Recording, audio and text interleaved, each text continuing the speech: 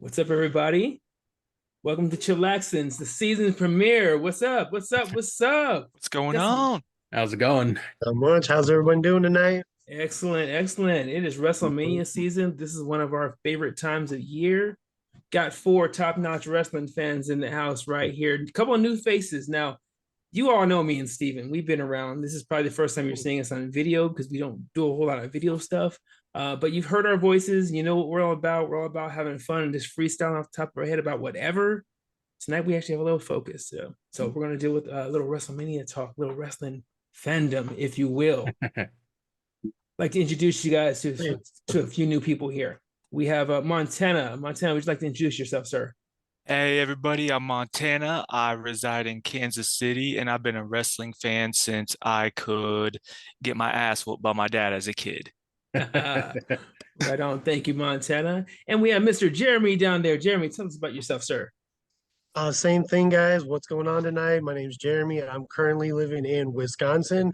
I've been a fan since basically the same thing. I can remember tearing up the living room with my brother, making our own belts and shit. Hell yeah. That's how you have to do it. Back in elementary school, I actually used to have a cardboard belt.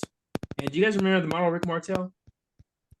Yeah. Remember him? Hey, there's like snow on audio. You have snow Yeah, on what audio? was that? Oh, Yeah. do you guys remember the model Rick Martel? Yeah.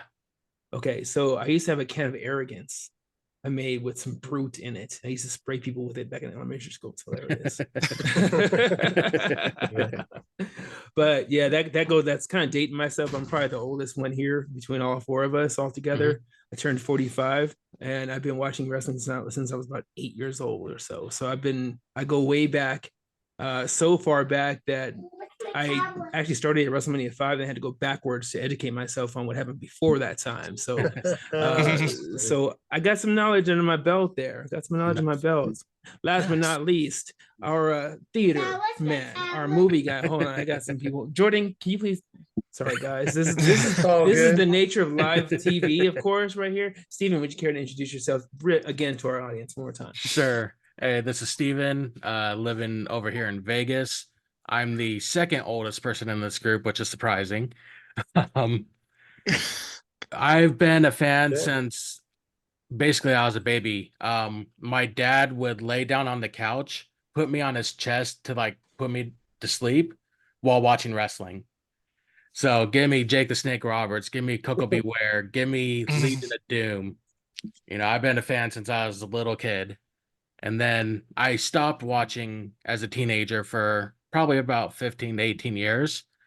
But the past 4 or 5 years, I've come back and with the Fury, and I love it. Finally, Steven has come back to Wrestle Fandom. Yeah. Woo, that's right. Throw it up one time. Oh, I'm actually hosting a little bit of WrestleMania shindig this weekend at the house, and I have a whole Bloodline themed menu going on. Yeah. Oh, well, not really Bloodline themes, more of a Hawaiian kind of theme. Polynesian got a little bit of everything. Yeah, Jeremy's wearing his Bloodline stuff that he was wearing at SmackDown a couple weeks ago. You got the hat on too. That's dope. Yeah. that's right. I almost wore the glasses today. I'm just happy I look decent. I had to get the right lighting going on that jazz. You know, I have the virtual background up right now because you don't want to see what's behind me. It's a mess behind me today. It's not my usual spot. So hey, you do got a lot of snow coming in on your audio. Okay, let me see if I could do something about that really quick here. Let's move this out the way. How's that? So that last better? year, much better. Cool. Cool. I was just gonna fill in some time while you're fixing that. Oh, please go ahead. Just saying, last year I got to go to my first wrestling event, and it was with Show Shy. We went to SmackDown. This year I got to go to my second one, SmackDown with Jeremy. Next year, Montana, we are going to a wrestling event. Heck yeah.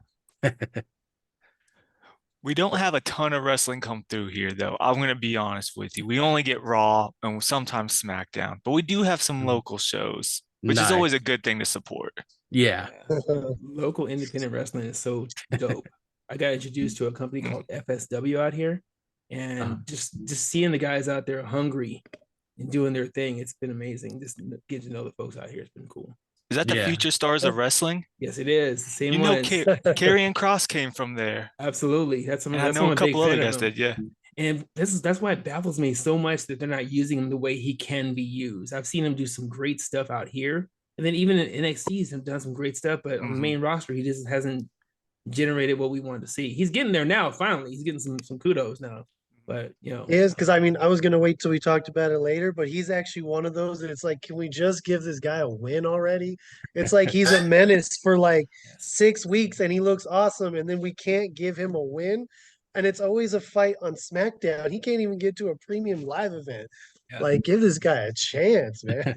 Give this guy a haircut too, please, because he was Oh, yeah, better. go back I thought to he was that. better when he was bald headed. He was great. No, he looks like a movie star. We don't want that. No. Right on. So again, thank you guys for joining us here. We are going to cover today all of our top 5 favorite WrestleMania matches. And then we're also going to get into some predictions this afternoon, or this evening, shall I say. You guys are late night. You guys are 10 o'clock at night, aren't you, on your side, aren't you? 9 o'clock, yeah. 9 o'clock right now. Where it's 7 o'clock and there's still sun outside on there. Oh, I know. A little bit of sun, not much, but still there. Okay. Well, let's get it started, shall we? Huh? Who wants to? Let's kick some things off. Now, did we decide on doing the top 5 and then the honorable mentions, or do let's do that mentions first? Okay, good deal. So I'm not gonna lie, I need a second because for some reason I thought we were writing like our top 5 favorite wrestlers. Let me hit these matches up right quick. Give me like 2 seconds. For sure. You can wing it like Paul Heyman on Friday. Do it. Oh, easy. Speaking of Paul Heyman, I am so glad he's finally getting inducted into the Hall of Fame. I agree. About damn time. Yeah. And in Philly too. Yeah. Places, right? Yeah. So that's where ECW was, right? Yes, sir. That's where it started. That's where it started, man, for sure. I think he was hesitant to do it because he thinks, he's not, he thinks, I don't want to wish anything bad on dude, but he says he didn't want to go in beforehand because he feels like he has so much more to contribute to the industry still, even at, what is he, 59 years old, 58 years old right now? So 59 going on 90. Yeah, it seems like it, right? I thought that man was in his 60s. I'm sorry. he does look it. He does look it. That's for sure. It was great though. Remember when Roman was going through it and he had the gray hair and all that. That was amazing. I like the way he portrayed that. That was really cool. But he's so deserving though. If anyone can headline, it's that man. Yeah. Looking forward to listening to his hour-long speech. As long as he doesn't put the Britney Spears headphone on like Undertaker did. And start talking because Undertaker ain't shut up since that damn speech. He had 30 years of not talking. Yes. It's his time. Yes. Have you guys watched speaking of Undertaker speaking, you guys watched the Bray Wyatt special yet? Not yet. No, I haven't. I watched it last night. I won't say nothing about it, but it was hard to watch. It was good show, but it was hard to watch. That was my dude right there. I love Bray Wyatt. Yeah. Shouts out to Bray Wyatt, Wyndham Rotunda. Rest in peace. Dedicated to him today. Go with that right now so far. But yeah, let's hop into top 5 WrestleMania matches. Now, do we want to roll these off all 5 at one time? Or we want to go 5 then I go 1? How I say we start with 5. Like one person goes with their 5th, and then the next person goes with their 5th. Got it. Round robin. 5 it is. Yeah. All right. Who wants to go first? Montana, go for it, my friend. You can kick it off. Shoot. Oh man. So I hope I can do y'all some justice. I'm not as old, so my list starts a little bit later in life, unfortunately. But I think for me, number 1 has to be HBK versus Taker at Mania 25. Oh, okay. Because that one was, I don't know, it was cinema from start to finish. And it shouldn't have been where it was on the card. That should have been the main event. And they both talk about that, and they proved it too. The build that was such a good match. Golly, so phenomenal the way that build was perfect, and man, they could have done another 30 minutes and I would have been like in awe. Yeah, I remember watching that match, and we had a party going that one too. I had red Jello shots and I had purple Jello shots, and we were voting based on who was going to win. It was awesome. It was a nice drunk time, actually. Hey, very nice. I like it. Yes, indeed. Steven, you want to give your number 5? Was that your number 5, Montana, or your number 1? Oh, that was my number 1. I'm so sorry. See, that's why I said I was like kicking off strong. Okay, so you fired off Shaw with number one, but you know what? Then since you're doing number ones, we could do number ones. That's cool. We've already started that direction. But before you jump in, Steven, I'll go ahead and piggyback Montana because that's actually my number one as well. That's my number one. That's my favorite WrestleMania moment, match, build, everything. It's no secret that HBK Shawn Michaels is my favorite wrestler of all time, and that's my dude. And that match had me livid and halfway crying half the time and tearing and jumping up and down and acting the damn fool. But that was my match. That was it. And then to follow up with it the next year with 26, which wasn't as good as a good match, but the emotions were still there. And that's the story was better in my opinion. For 26? Because then for 26, because they could build off 25 and they you knew it was Sean's last hurrah. Yeah. And oh man. But that's also why it was so strong up there. Those stories were top tier. Absolutely. Oh yeah. Absolutely. And I do have a question for you for that. How many times did you think HBK was going to actually break the streak? Because I did 3 or 4 times. I was sitting there going, "Holy, this man can break half the streak." match. See, the first on 25, I legit thought he was going to break the streak. On 25, I did. On 26, I already knew the writing was on the wall for him to hang it up at that point. So I was like, okay, damn. I still enjoyed the match though. It was a good match. For sure. Yeah. Steven, number one, sir. So my number one is from WrestleMania 13. It was the no disqualification submission match between Bret Hart and Stone Cold Steve Austin. This match was brutal. I have the image of Stone Cold, all face and head bleeding, screaming, but he did not give up. The man literally passed out before he would give up. And that made Stone Cold Steve Austin that match. That's everything we know about Stone Cold. Yep, started that night. Bret Hart, I think, is the greatest at putting people over in the history of wrestling. And that was one of the best jobs he ever did. Great thing about Bret Hart too, and he takes pride in this. He's never injured anybody in his entire life. He always made them look fucking crazy good. And he's never hurt anyone in his entire life. He takes care of them. That respect is everything. Oh yeah. Although I do love how he has to shit talk Goldberg every single chance he gets. Because Goldberg's the opposite. Because fuck Goldberg, to be honest. He ruined Bret's career. Oh my gosh. This fucking guy. Hey, Bret Hart, we still fighting today, right now. If Goldberg yeah. But no, I just thought the full match was phenomenal. I was surprised at the skill Stone Cold had. Instead of just being a brawler, like he was actually wrestling in that match. So yeah, that's my number one all time. Yes, sir. Jeremy, do you have your number one ready? I do. So I was late because obviously I pieced this together real quick. One of the first ones I wrote down, honestly, was Undertaker and Shawn Michaels. So I'm not going to use that. I took it off just for the sake of being different, but it was like the first one that came to mind. Honestly, looking at it, I would say going back for me, and this kind of plays into like when I thought we were doing like a top 5 list ever. I was always in between because I've kind of discovered about myself. I think I'm like obsessed with the tag team era.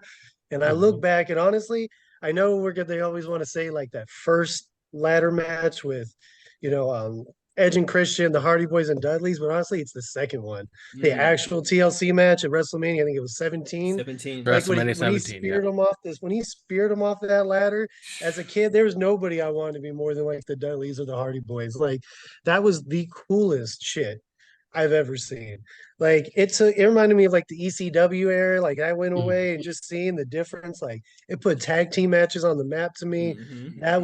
That's probably my favorite, without a doubt. Like I think it for sure. That's actually my number 2. That's my number 2 as well.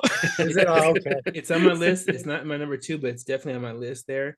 What I think what was special about that match in particular is it proved even back then that tag team matches were viable main events. That could have made it event. If that card wasn't so stacked as it was in WrestleMania 17, that could have made it event easily if they wanted to. 100%. And then like bringing out the 20-foot ladder and him swantoning off the top again to wall, like that was just breaking everything. It was fast from the jump. It never started slow. It didn't really have downtime. I mean, when they had the tables on top, I mean, it was just cool from start to finish for me. And what wasn't it Bubba saying that he wanted to do the table on top of the ladders but everyone else was kind of nervous to do it? Like we He were did, watching but that last week. I think that It's was either the Bubba first or one though. Devon, one of the two. Yeah, one of the two. Yeah. Bubba, it's always Bubba. Yeah. Yeah, sorry. It was the year before, sorry. Yeah. But yeah, Try to that cross was that mine, line of guys. being safe or not. All right, so we're gonna go round two here. So number two, we'll let you start off, Jeremy, since you went for What last was your first. number one show? Oh, I didn't do my number one. My number one is actually Shawn Michaels and Undertaker, 25. Same one, you know. Yeah. I had to go with it. Too Yeah. emotional. I still watch that match. Get pissed off sometimes. Got some snow again. Again, I'm not sure what's going on with this damn microphone. It's weird. I wonder if it's the way I'm moving or if it's just super sensitive. How's that looking? I think it's when you like start to lean back. Back. You know, I'm willing to bet it's this chair. I'm on my wife's chair right now in the other room, and that's probably where it's coming from. So I'll try not to lean back. I'm just gonna sit real still, and hopefully this will work out.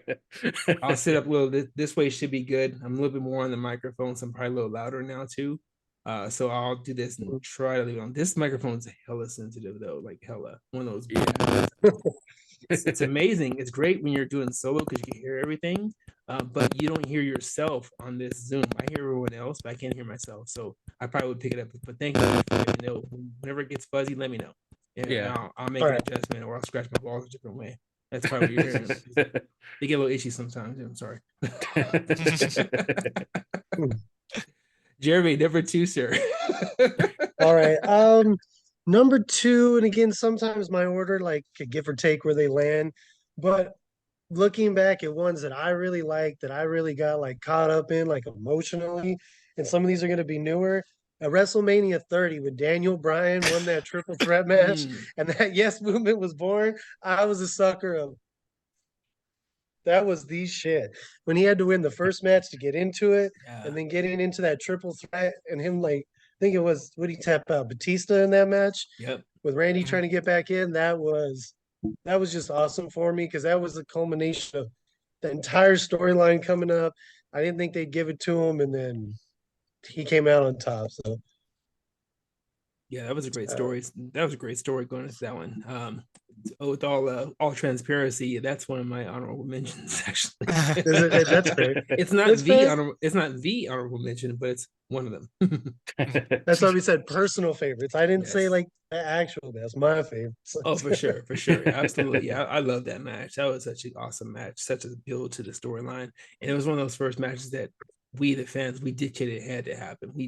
It had to go down because no one wanted to see Batista and Orton in the main event by themselves. That was that was a mess. Going backwards, Steven, your turn, sir. Yep. So, well, we already mentioned it. It's the TLC at WrestleMania 17. Right on. Yeah, that spear off the ladder is the craziest thing I'd ever seen. Right on, good stuff. Montana, you sure? I'm gonna piggyback off of them, and it is also the triangle ladder match between them. The only thing I wish I could change was the Hardys winning it instead of Edge and Christian. I was a huge Jeff Christian Hardy fan. always won it. The Hardys are my favorite tag team of all time. I love the Hardy Boys. I know my parents hated them though because I would always try to emulate them. It didn't matter. If I had to go do something outside, I would jump off our deck, which was like 8 feet. And my dad would just be like, I swear to God, if that fall doesn't kill you, I will. A little bit of a daredevil in you there, I see, huh? Oh, that's definitely calmed down with being in my 30s. Shoot, wait till you hit 40, bro. If staying up till 9 o'clock is hard in the 40s. So I bet. My number two is actually Bret Hart versus Stone Cold Steve Austin. Nice. Steven mentioned earlier that was what made Stone Cold. He already had his persona crafted, but he needed someone to give him the credibility of a big win. He didn't win, but what they did was when they did that reverse turn, they made Bret the heel, made him the baby face. Yeah. I've never seen that done ever since. That's how legendary that match was. And after that happened, it was it. That was off to the races for Stone Cold and his fame. He just blew up to uncontrollable heights. Yeah.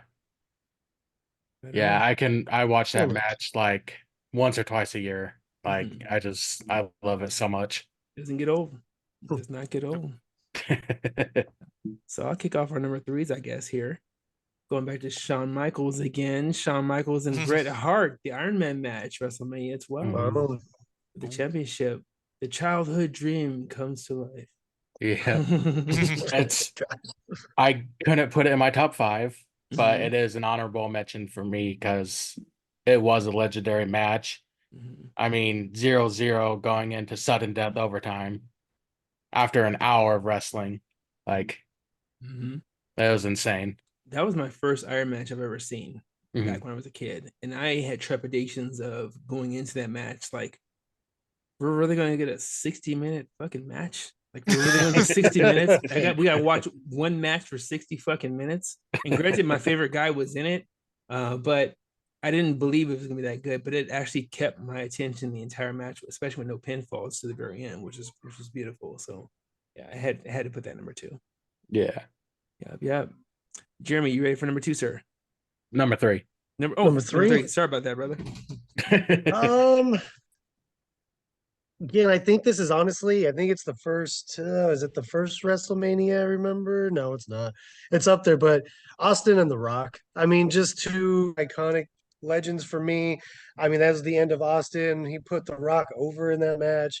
And it was like, I mean, he didn't put him over, but he basically just kind of passed that torch. He knew that he was pretty much done at that point. And for me, it was like watching my two favorites, and I was a Stone Cold guy. Just that was nothing was cooler at the time for me. That match just came to my mind real quick. Oh man, yeah. Was that the third one between them at WrestleMania? 19. Yeah, 19. Yeah, 19. Yeah, it was. I think it was Stone. Was it Stone Cold's last match? No, that was his it last was match. Right? Yeah. And they didn't. Other than the occasional return, but I knew something was off that day when he came out with the OMR. I was like, what does OMR stand for? And I started thinking, oh my god, one more round, this might be it. And then to have Rock beat him definitively with 3 rock bottoms, I was like, wow, he's done. I didn't know. that was hard to watch too. Kind of brought a tear to my eye, that one too. I know that, but that's the thing is when you try to remember, most of the ones for me are either cool or it's really emotional, right? Yes. Like Taker and Shawn Michaels really was emotional, even though you thought he was gonna win. Just those are the ones that pop in your mind. Absolutely. I think it was Jake Roberts said it best. If you're not getting emotional and wrestling's not fucking with you, then they're not doing their job the proper way. That's why I look at it. So anytime I'm getting invested in something, I have to have emotions, but I have to care about the person I'm watching, the match I'm watching for me to be into it. Give me something to care about, you know. Yeah. Otherwise, I'm going to take a piss break during your match. Steven, your turn, sir. So my number 3 is WrestleMania 2000, the Triangle Ladder match. So a year before the TLC match. The OG. Yeah, the OG. And Jeremy Before and I there's actually ever a watched that. TLC. Jeremy and I actually watched that WrestleMania about a week and a half ago when I was out there. Nice. And honestly, the whole show was awesome. And it was also pretty funny to see how wrestling was back in 2000 compared to today. But yeah, that aren't those interested so much quicker back then? Yeah. They were like in the ring in 30 seconds. Yeah. And now entrances are like 5 minutes each now. It's like they added an extra hour to WrestleMania just for entrances nowadays. They literally split it into 2 nights so they could have all the entrances. Yeah. But that's part of the spectacle of watching WrestleMania though. It's like you pay to see the entrances too, and because it's part of the show. Everything is part of it's part of the experience. I mean, you could throw wrestling, great wrestling all day, but you got to have more than just great wrestling to have a full experience. Yeah. We'll get into that later on. Not that I hate AEW, I love AEW too, but just throw it out there. We'll get into that another day. I was like, are we doing that right now? Because I'm ready if y'all want. I didn't know. Yeah, we'll get into that another day. I'm a grown. I grew up with the E, with WWE, WWF. But I do love AEW for certain reasons. I wouldn't put them above my E, but I do enjoy both products. Put it that way. For different reasons. Yeah. Right. So we'll keep it that way. I do not want an AEW t-shirt though at all, or a belt or toys, none of that. So all right. No tribalism here. Damn. At least not yet. At least not yet. I'm like, preach. Are we on? Do we all go number wow. 3? Did we all do number 3 already? No, you and Montana stuff. I started Number with the Iron Man match. Montana, your turn. Yeah. All right. right. So 3, I kind of had to split it between 2 because it's the same show, and it's a 3A and B. I'm sorry, guys. I couldn't choose one. Go for it. A is Cena versus JBL Oh shit. for the WWE Championship, and Batista versus Triple H for the World Heavyweight Championship, because both those matches kind of launched 2 huge stars. They just strapped rockets to their back, and let's be honest, I don't think even the entertainment industry as a whole would be what it is today if those 2 guys didn't get the opportunity that they did back at WrestleMania 21. And for JBL and Triple H, who are both notorious for not being the easiest to work with from stories that I've heard. The golden shovel for Triple H, as some of my friends like to refer to. But for both of them to get over that night, I was a teenager and I was just losing my mind. I was like, oh shit. And then you know how your friends start making fun of you who aren't like super wrestling fans, but they're like, hey, we're here to party. Oh, you like this shit? Oh, you're into this? And then you're just like losing your mind. You're like, shut the fuck up. But both those guys, those matches were great. I remember the Batista one being a little bit longer, but just I popped more for Cena, and oh man, that's just why it's both of them are 3. I couldn't choose between one or the other. Yeah. That was when Batista finally won the title, right? That's when they broke off from like Evolution. Okay, yeah. That's when he did the thumbs up. Oh thumbs down. Iconic. That was awesome. That was hella awesome. All right, Montana, since you're still there, you want to kick off number 4, please? All right, number 4 is, I call it the battle of the generations. My generation versus the old school generation, the passing of the torch. Rock versus Hogan at WrestleMania 18. Yes. Obviously, I went in there cheering for The Rock. I was a huge Rock fan. I don't think anybody who grew up in the 90s wasn't a Rock fan.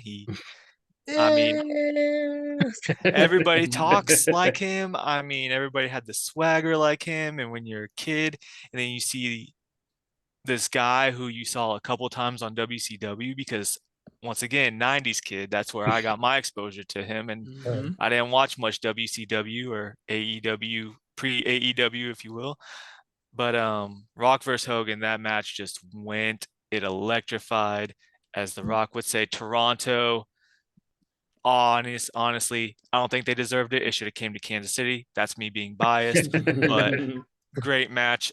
That's one I could watch over and over and over. And if it's on, I'm gonna stop what I'm doing unless my kid's crying and watch it. You know what's funny? That was my number 1 honorable mention, actually, right there. It's on my mentions as well. I love that match. Again, Rock went in there as the baby. He came out as the heel. Because I don't think anyone expected Hogan to get that kind of ovation in Toronto. I don't think anyone expected that shit. And it wouldn't happen, especially today. Coming in as Hollywood Hogan. As Hollywood at that, so I'm like, wow, just seeing how that worked and how they worked the crowd. And I'm sure I don't think the match was supposed to go the way it was. I think they were calling a lot of stuff in the ring based off of crowd reaction, which is good. That shows you how much WCW messed up by not really leaning into that NWO, because even though it's Hollywood Hogan, that's all from the NWO Hogan. Yeah. That fandom came with them. We all love. I didn't watch WCW a lot, and I'll tell you right now, if we did a factions draft, probably NWO's at the top. Like, there's nothing cooler than that. So, I mean, that's a great pick, man. Yeah, hell yeah, dude. Hell yeah. Thank you. Number 4 for me, Shawn Michaels and Razor Ramon, WrestleMania 10. Ladder match. When there was the first WWE. No way, the Shawn Michaels guy got a Shawn Michaels match. right. Super predictable, right? A little predictable. But yeah, that was in. The funny thing about that is that was a year that was off. That's one year I didn't actually order WrestleMania. We didn't have the money for it that year. So I literally didn't see that match for probably about 10 years. I didn't see that match until WrestleMania 20, around that time. I just never went back to. I just heard so much about it, but just never went back to go watch it. And during that time, like when I thought about it later on when I was grown and all that jazz, I just never had the internet or nothing like that to go back to research stuff like I did before. So yeah, I went back and watched it. And I was like, holy shit! And then I watched it again just last month. I was like, oh my god, this is crazy. It's still good. It's amazing when you see a match just like that, good. Just like Brett and Stone Cold. You see a match like that, and you go back and like, holy shit, this is still valid. Okay, it just stands out that way. But yeah, those two put in work, and Razor is probably one of the most underrated performers in wrestling history. And I wish he'd still be with us right now. Yeah, that's R.I.P. Absolutely, I love Razor. I love Scott Hall. Jeremy, you might give your number 4. Yeah, you know what? This is 100% recency bias, so I will say it. But I will just say this to me was almost a culmination of a story because we finally kind of got back into like long-term storytelling, and like I will admit that I'm a sucker. If you can't tell by the sweater, like I just find this is one of the best stories that has really transpired in the last, like, I don't know, 10, 15 years of WWE. And honestly, and I love this guy anyway. So watching Sammy and KO finally beat the Usos last year, I was so caught up in my feels. Like I know it's probably like not going to be a great pick, but it's a Jeremy pick. I love the Usos, but to watch them lose that match last year was just a culmination of everything. Sammy getting like that second Aluva kick at the end, them celebrating at the end, them like letting them main event it. Like if you told me 3 years ago Sami Zayn's going to main event WrestleMania, I'd be like, not a chance in hell. Like with who? Right. Like with who? Like so, and then for them to have that, like everything from the lead up to the Rumble to Roman ripping his shirt off to him, like KO taking forever to get back with them and them winning was just, to me, it was just great storytelling, and the match was just like a cherry on top of that whole story. He was definitely feeling very Usi that night. Very much so. That was an awesome match. That's also one of the best tag team matches I've seen on a WrestleMania card as well. Yeah. Yes. Absolutely. Steven. So my number 4, now this isn't anywhere near on the greatest list, but this is personal favorites. And I was saying my dad used to watch all the wrestling stuff. He would record it, have the VHS tapes. So this is the first WrestleMania I actually remember watching. And for the main event, WrestleMania 6, Hulk Hogan, the WWF champion, versus the Ultimate Warrior, Intercontinental champion. That match had me sick, dude. And just the emotion that came in that match. And honestly, it was a really cheesy match. Yeah. It just seeing the underdog beat the ultimate like giant and Hulk Hogan. It was amazing. And so that one's always gonna have a soft spot in my heart. I was so hurt. I watched that one live back in the day. Yeah. And I was conflicted as a kid. You see these two cats. I mean, you got Warrior and Hogan. Like I was a Hogan guy at first. And then Warrior came on. I actually saw Hogan beat Andre here at the Thompson Max Center in Las Vegas. Oh, nice. Oh, wow. 40, in 45 seconds. He like clotheslined him like twice and defended his Intercontinental belt and like his ass. Like, holy shit, that's he's whooped Andre. Fucking Andre. Right? And so I was torn. I was a fucking weird fan. That same year before, or the year before, my Halloween costume, I had a Hulk Rules t-shirt. I had Brutus the Barber Beefcake scissors, but they're like actually big scissors, not head clippers of scissors, And I wore the biker shorts too. I had to wear the torn biker shorts to rock those too, just like it. And I had Ultimate Warrior face paint on, so I was a little bit of all three. Yeah, I look like a doggone fool. But going back, Please tell me you got a picture of it. I gotta go look. I gotta go dig for it. I probably do have pictures of it. I got most of my Halloween pictures from back in the day. Some really good ones and some really bad ones. That needs to be the next background. The next time we do this, that needs to be the background. If I can find it, I will throw it out there for sure. But yeah, I was conflicted. It was hard to watch as a kid, being a fan of both people, going back and forth. And I was low-key mad when he won, but I was happy after the fact because Warrior became, it's like his character evolved a little bit more after that match. And if he wasn't such a fucking nutcase in real life, he probably you could say that about a lot of people. True. A lot of wrestlers, Hogan too. Hogan's just as fucked up as Warrior is. Yeah. Oh, fucking A. I mean, looking back now Just as protected his as ass a more. grown man and looking at him now, I was like, holy shit, these are my heroes back in the day. A couple fuckwads. Real shit. Straight up. And then not to go off the beaten path too much, but you guys remember Earthquake, right? Yeah. So when Earthquake shattered Hogan's chest, right? Dude, Mm-hmm. I wrote Hogan. I gave Hogan a damn get well card. I was fucking hurt when that happened. I was fucking mad. And did he write you back? He did actually. He sent me an autographed 3x5 postcard. Oh, nice. Shit, I'm about to start wishing tons of people well. He sent me. I don't know if it was really him. He sent me that postcard back. I'm gonna write one right now. Cody, Yeah, look at you now, boy. Right? Please get well soon. Yeah, but that shit hurt my soul. But the reason why I bring that up is like we got fucking Hogan and Warrior the way they are.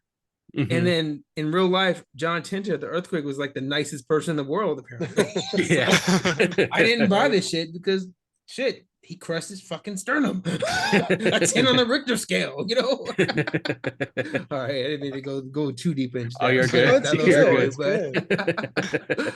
Oh my gosh. Who wants to do their next number? We're on 5 now? Are we 5 now already? We're on 5, yeah. Have we already done 4s? Okay, good.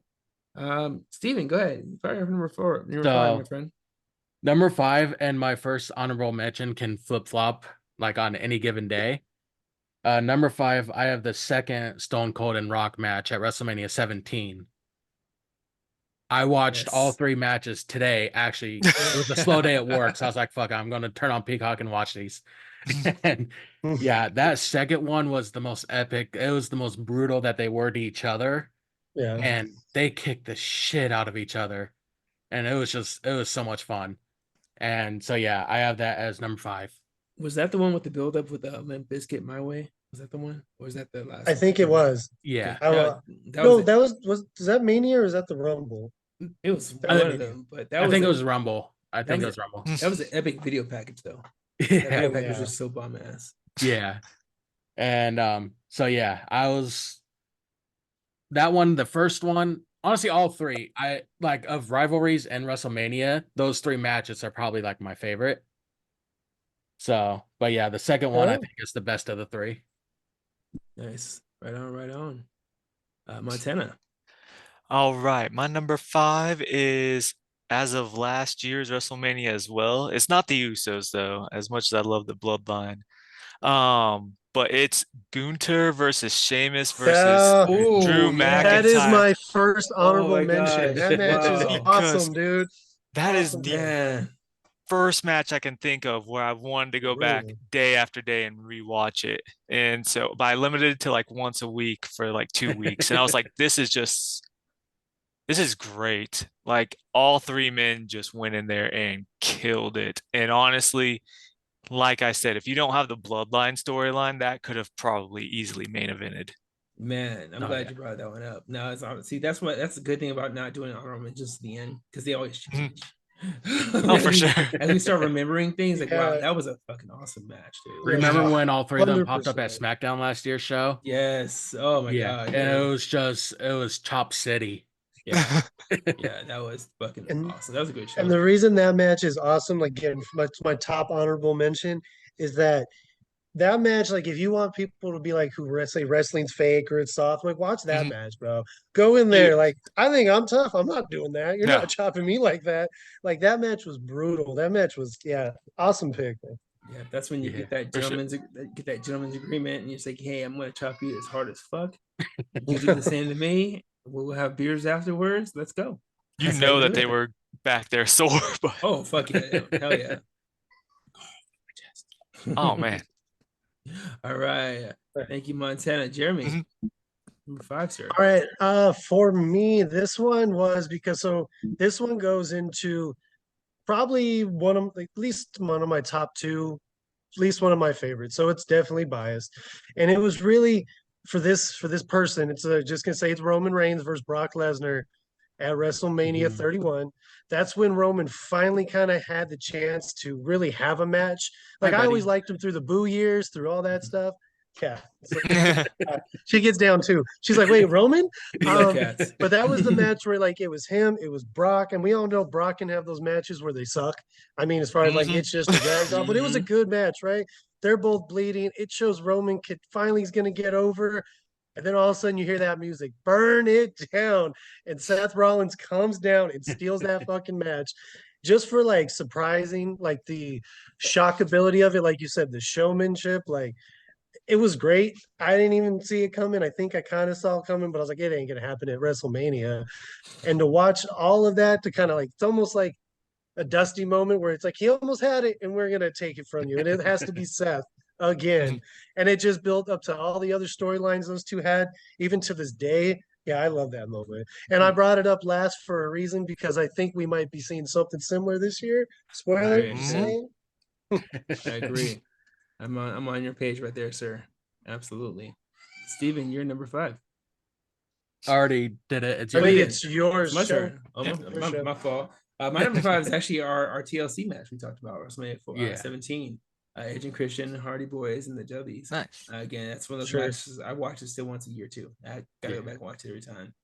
Rumor has it that Matt Hardy's now a free agent as well too, and that he's trying to negotiate letting Jeff Hardy out of his deal so they can make one more run in WWE. I'm tapped. I think that's gonna happen. Honestly, we'll see because Jeff don't have it no more, and Matt hasn't had full on CTE yet. I would love to see him. Are you sure? God. Are we all sure? Delete. Are you sure? Who knows? Who knows? But I would like to see Matt in a capacity where he's not wrestling anymore. Neither one. I'm with you. I don't want to see either one of them wrestling anymore. I'm with you. Like you said something earlier, and that's why like I thought we were doing like our top 5 list. And like for me, the Hardys were like one of those teams I had to like, did they count as one? I love the Hardys. The Hardys. I don't want to see it again. No. Like as much sound, it's cool. Like maybe one last time pop up in like a 6-pack ladder match like it is this year. But if it's not like that, then just go. I don't want any more stories, no more title runs. Let some of these younger, better teams get a chance. Like there's just always drama with Jeff. Like we just need to take a break. Take a break. They can totally be like brand ambassadors somehow at this point. I mean, I appreciate everything they've done, but I don't need to see any more twists of fate. I don't need to see their poetry and emotions anymore. It looks like me. It looks like me after like a 12-pack of beers, like trying to do it. But behind the scenes, I can see them doing something in an educational format. Working in NXT with tag teams specifically would be a good look for them. But you're a little snowy. I'm done.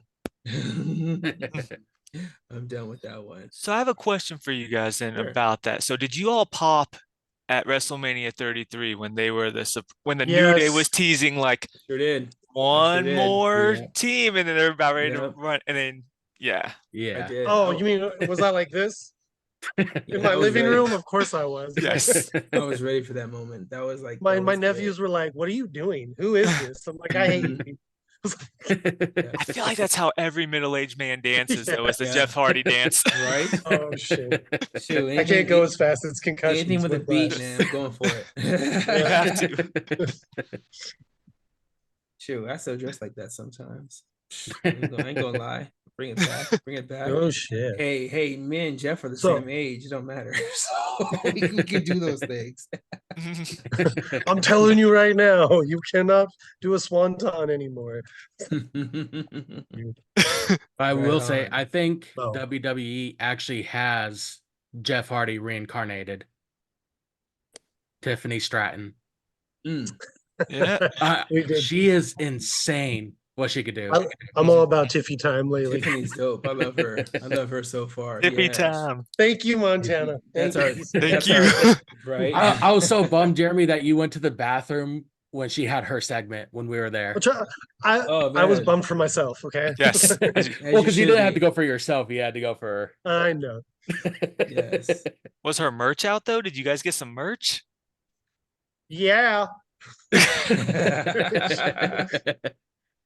No, I didn't see any of her merch there, to be honest. Dang. She'll get some. I think once she wins Money in the Bank, prediction, she's winning that Money in the when Bank. she wins Money in the Bank for the women's this year, she's gonna get that merch out there. She's gonna be fucking huge. Yeah. So yeah, I can actually see her. Well, we'll talk about predictions for WrestleMania, man. But I can see her getting one of those championships very soon. Oh yeah. Based off who's winning these things here.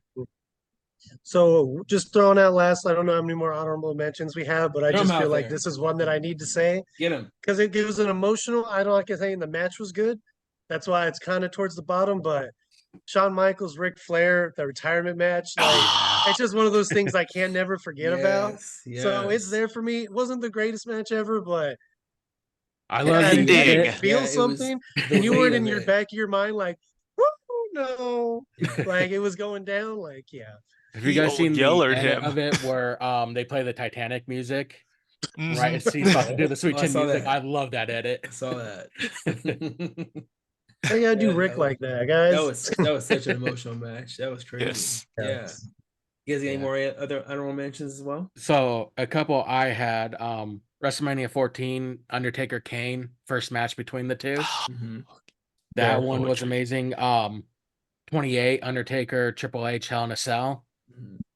And then 37, Bianca Belair and Sasha Banks. Nice. Ooh. Yeah.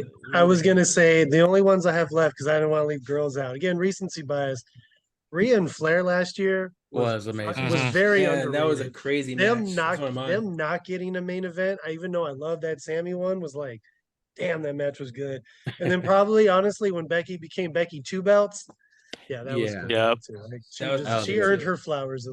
I wish that was a one-on-one match with just her and Ronda. Honestly, I wish it was. That would have been badass. But you know, Charlotte is Charlotte though. You gotta give her props every time. I mean, people don't like Charlotte, but I love Charlotte, and I like the fact that she speaks up on behalf of the women's wrestlers too at the same time. So I love her ass. She's great. I just don't think Rousey could have carried that match though. That's why they needed Charlotte.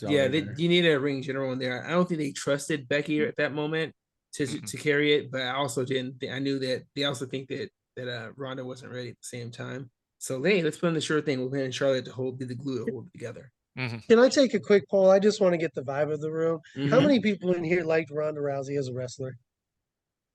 Show of hands. Okay, cool. We're on the same team. I respected it. I couldn't stand listening to her talk. Like her mic skills were so bad. I was like, I can't take this shit serious anymore. Yeah, it was hard for me to watch. When she first came in, I thought she was decent. I mean, she was going. I mean, then again, you can't not be decent if you're training with Triple H and fucking Kurt Angle. But as Becky said recently, you just can't have one good match and be off to the races. You gotta still learn some shit. And what happened was Ronda thought she was the shit, but she was really limited in what she could do in the ring overall. All she could do was sling people over and whip the shit out of them. Like that was it. I think her shit was crisp in the ring when she did her moves, but they looked like she was going through moves as opposed to actually performing. She was just like, "Hey, here's my list of shit. Let me do my shit real quick." No, there's no rhyme or reason. Let's just do it and get out. And it's like There was no storytelling in those matches. Yeah, I had no storytelling for her. Exactly. And she was always the heel, but walked down to the ring smiling, and then would like go. She should have. I'm like, oh no. She should have came out full of piss and vinegar, just like I said with Sasha Banks when she moved to AEW. She should have came out with piss and vinegar. I'm fucking Ronda Rousey. Can't nobody whoop my ass. I dare you to try. And that's all she had to say sometimes. And then I would believe her then if she would not smile. Come in the ring. I mean, isn't that the Brock Lesnar recipe, basically? Right. Like, unless until he got Paul Heyman, it was just like, do you really need a story? Like, he's going to fuck you up. You have to climb this mountain, try to beat me. And most of the time, nobody did. Yeah. It would have worked. She just, That's what I like about early Shayna, too. NXT Shayna was a fucking beast, dude. Shayna Baszler. They are not doing her right on the roster. Oh, she should be ripping fools. She should be ripping fools. They don't know what they're doing with her. She feels lost. Like, they just don't know what to do with her. They're just burning her like both ends, and she deserves better.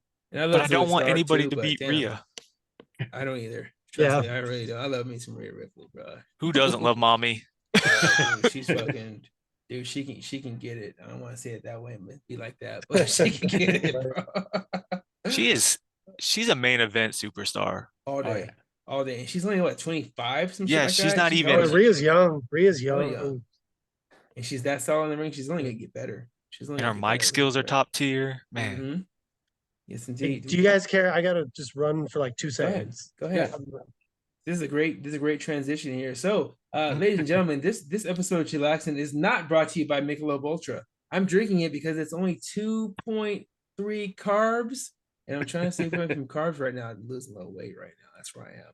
Fitness is your passion. At the same time, I have a hard time doing this show sometimes without drinks. As you know, Steven knows, he knows, I always have a drink when we do these shows. Yep. But if we really had to do a sponsor, we could probably say Simply Limeade and Patron. Those would be our real sponsors. Yeah. Because those two elements create what we call the Lazy Man Margarita. And that's actually perfect with Jeremy coming back. Oh shit, are we talking about a Lazy Man margarita? Yeah, we are. Yes. Steven introduced me to this fucking beast of a drink, and I've been hooked on it ever since. It's too easy to make. It's too easy. You don't even need to stir it. You literally just pour in tequila and limeade. Like, it's all you need. And not even half and half. You can adjust as much as you want to, Yep.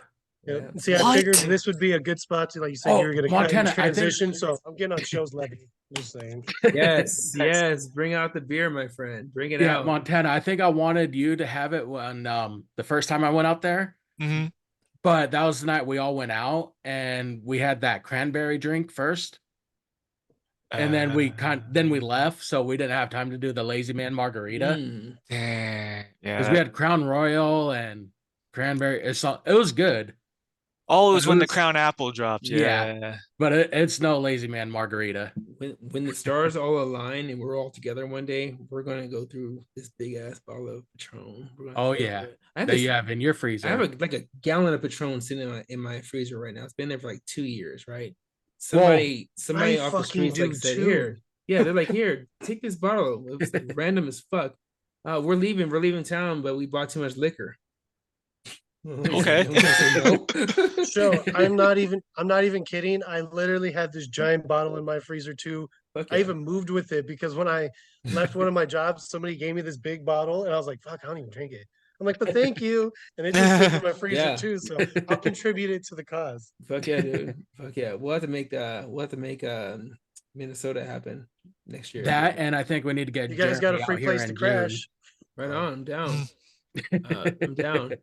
My wife already knows the drill. I'm like, it's 4 hours. She wants to go, but I'm like, think you guys crash here. See, I love that. I love that idea. But my wife's gonna beat away because she is a snob when it comes to hotels. So she wants to go to a hotel every time we go someplace. So I hear that. But I will drive to your house though every day. I'm looking forward. I want to go. If we're going to Minnesota, I really want to hit that Mall of America. I've heard so much good shit about that place. Oh, yeah. And what is there? No sales tax out there either? Something like that? Is that right here? Sales tax. Yeah, not in Minnesota. Fucking awesome. Yep. I'm a bit of a shopaholic too, so yeah, I haven't bought anything for myself in years, but that's how it is. Well, I'll tell you what, Montana, in June, we'll get you Lazy Man margarita. Yeah, just say we're going down in Vegas, baby. Make it happen. We will make it happen. Lazy Man margaritas, chicken wings. I'm a shopaholic too. My problem is I got Montana's problem, like his pyramid of Funkos. Yeah, I'm like, this is just some of the WWE ones for background. I love your Funkos. I'm sitting here like I see the Rock. You should. Jeremy has like a whole big thing. These are just a few of what he has. I just picked up. It's an older one, but I just found this shop today because I just moved out here. I got like the OG Daniel Bryan. I was like, oh, yeah. I've been looking for him forever. Oh, he's just sitting there chilling at some store down the street from me. Oh, crap. I forgot to go to that store to mess with that one dude. I know, it's okay. Fuck him. I moved on in life. Okay. I'm glad you found it at a store too. I love the hunt. The hunt's the most important thing when it comes to. Oh yeah, it's easy. You can do anything online. Like I'm not gonna get raped on a hunt, right? But like it's way fun. Like they had a shop. They had a thing the other day. It's fun to bundle, grab that shit together. Yeah, I live for that. Like I'll pre-order some shit, but if something's been out for a while, I'm not gonna pay over retail. Like for instance, I collect Transformers, so I have like 300 Transformers laying around here, and so yeah, you have a ton of Transformers. Yeah, a couple years ago they re-released the Studio Series 86 toys. So Grimlock, I found Grimlock at Target for $30 when it first came out because I had a coupon, so I got it for $30. That motherfucker's going for almost $300 right now. I'm like, I feel bad. It's like, hey, you could have bought it like 2 years ago when it fucking came out. They were sitting on Target shelves forever. No one was buying the shit. Now you want one now. They got all the Dinobots out. What? Well, and the new one they just released, the Funko that's coming out. That honestly, this group always shoots up. They're dropping the NWO, but they're dropping it as Hogan in the red, and them in the red as the outsiders from that's dope. So it's the NWO 3-pack. So like the last one, same thing. You got for like $20. Right now, you pay about 90, but it was like a couple years ago. So when this one just dropped, like you should pre-order it. I just saw it. I've been trying to find it, but I can't yet.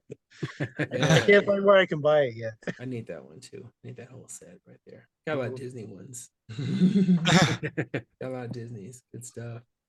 All right. So let's move into the big weekend coming up here. As you know, WrestleMania 40 starts off this Saturday here. I have the full card in front of me here, so I don't have to keep looking them up. And you're snowy. It's a little snowy over there. Oh, I'm moving again. Sorry. Let me see. Stretch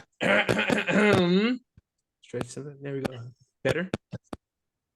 Better. A little bit, yeah. A little bit. Let's see if we can make that better. More. Even better now? Yeah. That's better. Okay. Cool. I'll stop moving again. I do have the full card in front of me. Like I said, I have a bad memory, so I couldn't do it off the top of my head like I used to. But we can go down the line and we'll give our predictions for each match. And if you want to Go add night one to something night too, two. yeah. Well, I'm not sure. I just have the whole card here. I'm not even sure what's on whatever night except for the main events. So we'll just go for whatever and go from there. All right. But I'll go through. I'll try my best to. We'll do the main events last, of course. We'll go from there. Okay.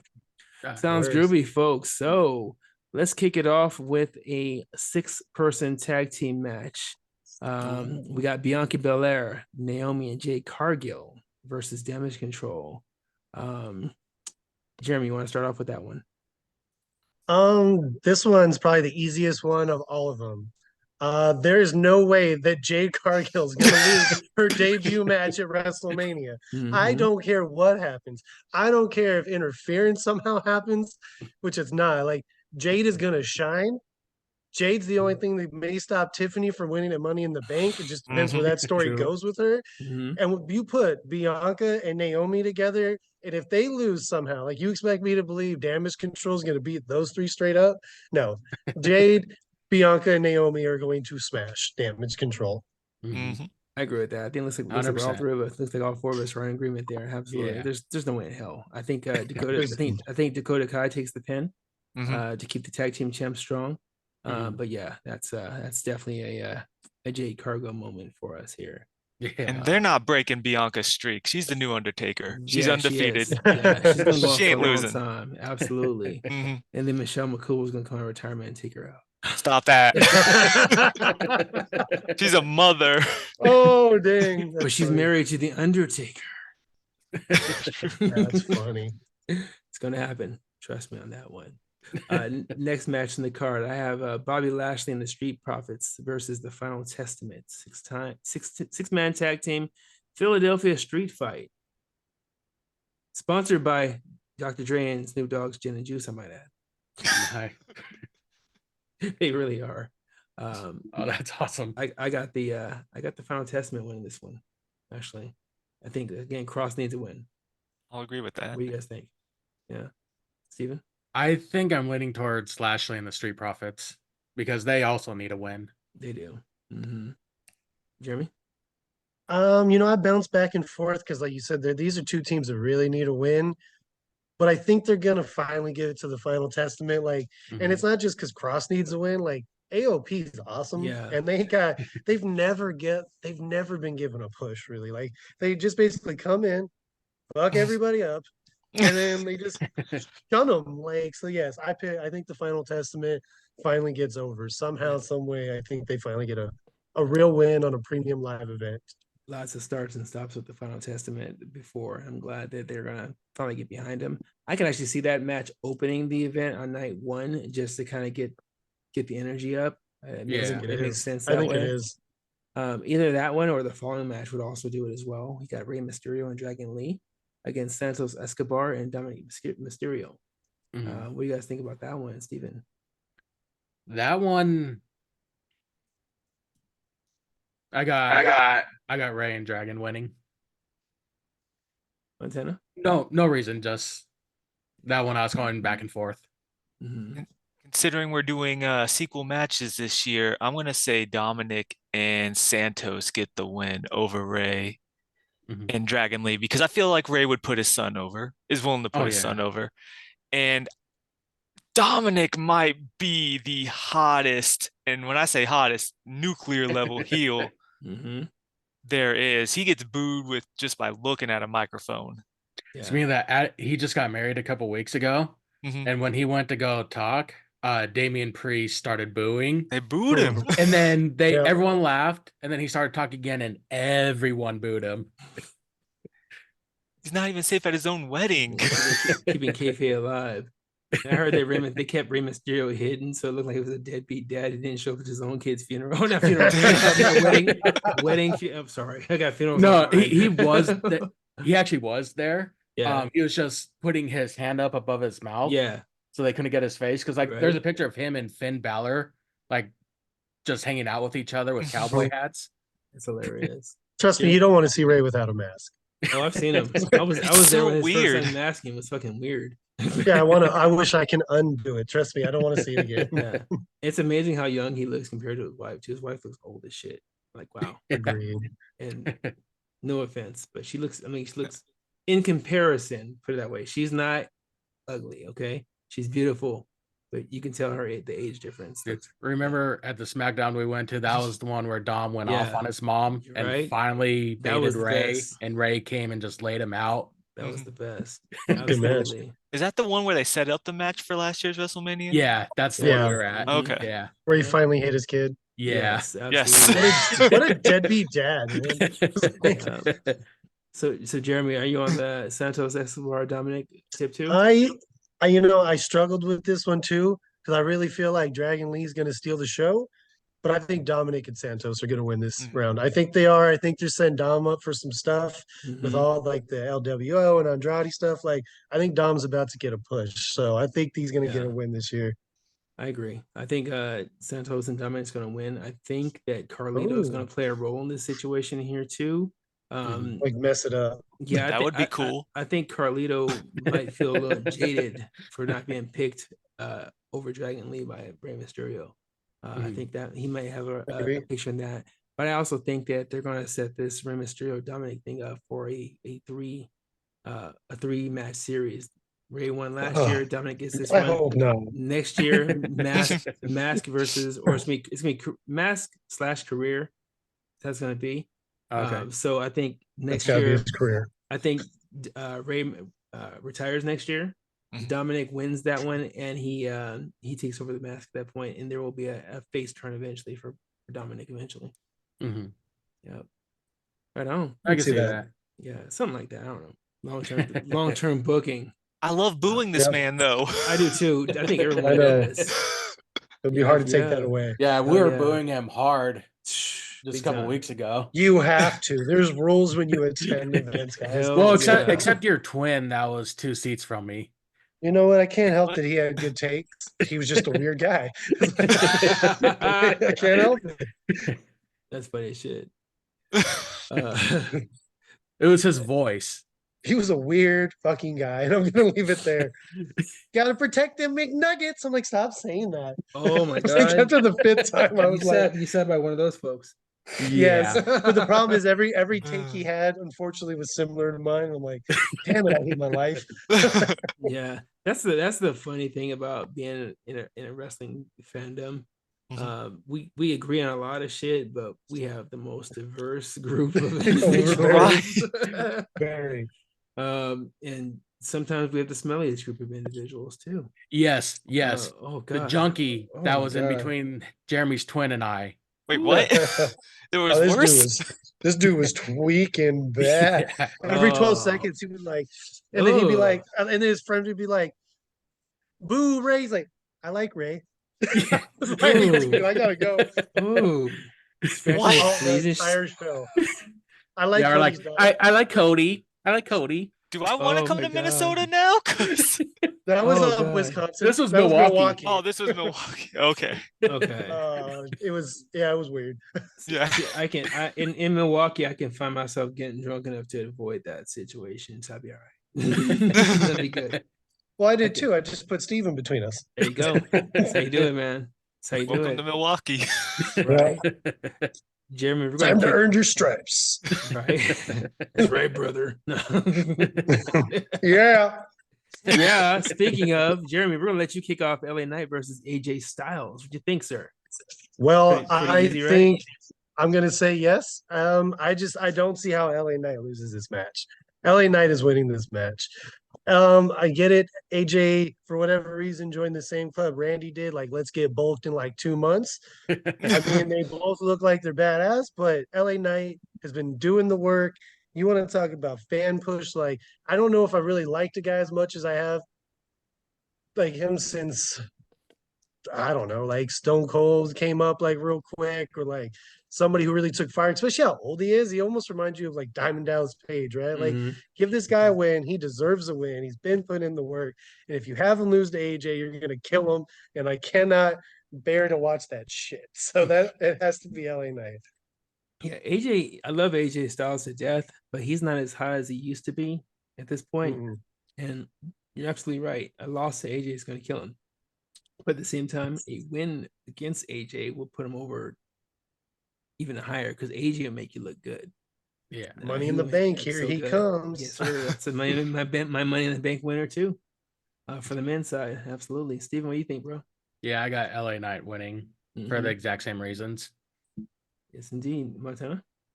I gotta say AJ. What? I can't think of a time he's won a match at WrestleMania. People boo this man. You know what? First off, Mr. question. TNA needs a win at WrestleMania. He was better in TNA with the short hair. I mean, LA Knight was also a TNA guy for a long time too. So Mr. Yeah. TNA is still gonna Eli win. Drake, yeah. So we're good across the board. That's There. Well, That's good 3-1 on that one. I just want AJ to win, damn it. I like it, Uncle Alan. From what I understand, AJ's supposed to debut a new song too on WrestleMania. So we'll see what happens. Give me Get Ready to Fly. Oh, that'd be dope. Maybe getting like a bad guy theme song. Yeah, that would be awesome. Everybody pops for AJ shit. I love his song. His song is dope. All right, we got us a undisputed WWE Tag Team Championship 6-pack tag team ladder match. That's a long. That's exactly how it was written on the website. That's why I'm like, okay, it's a lot of shit. They could have just said 6-pack tag team championship match. Wait, can you repeat it? Right, I know, right? So we'll repeat it one more time. Undisputed WWE Tag Team Championship 6-pack tag team ladder match. Well done. As written on WWE.com. Yeah, you have to say it 6 times fast. Hell no. Now, here's the interesting thing. According to the rules, both sets of tag team belts have to be taken to end the match. So this sounds to me that they're finally going to pull the trigger on separating the tag teams back to Raw and SmackDown again. I'm 100%. Looking forward to that. Thank God. I'll start off on this one here and give 2 predictions. I know that for a fact that since they're going to separate the tag titles, I have the New Catch Revolution. Oh, I should have probably covered everyone who's been in the match, but you're good. New Catch Revolution for SmackDown. I have DIY winning for Raw. To cover everyone, just to kind of, I should have said this originally, but the people in this match are Theory and Waller. The Awesome Truth, the New Day, New Catch Revolution, DIY, and Judgment Day. But those are my picks. New Catch for SmackDown, DIY for Raw, and I see some drama between Finn and Damian during this match. Montana, how about you, sir?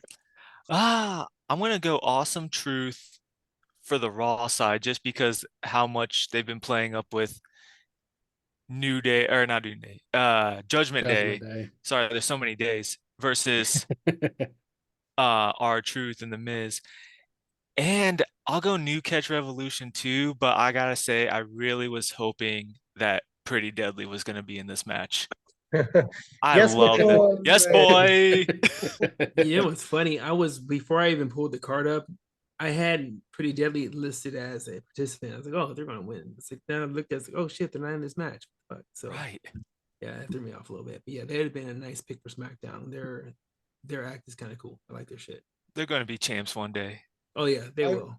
I'm with you. I was not a Pretty Deadly fan, and they have grown on me to the part where, yes, boy. Yes, boy.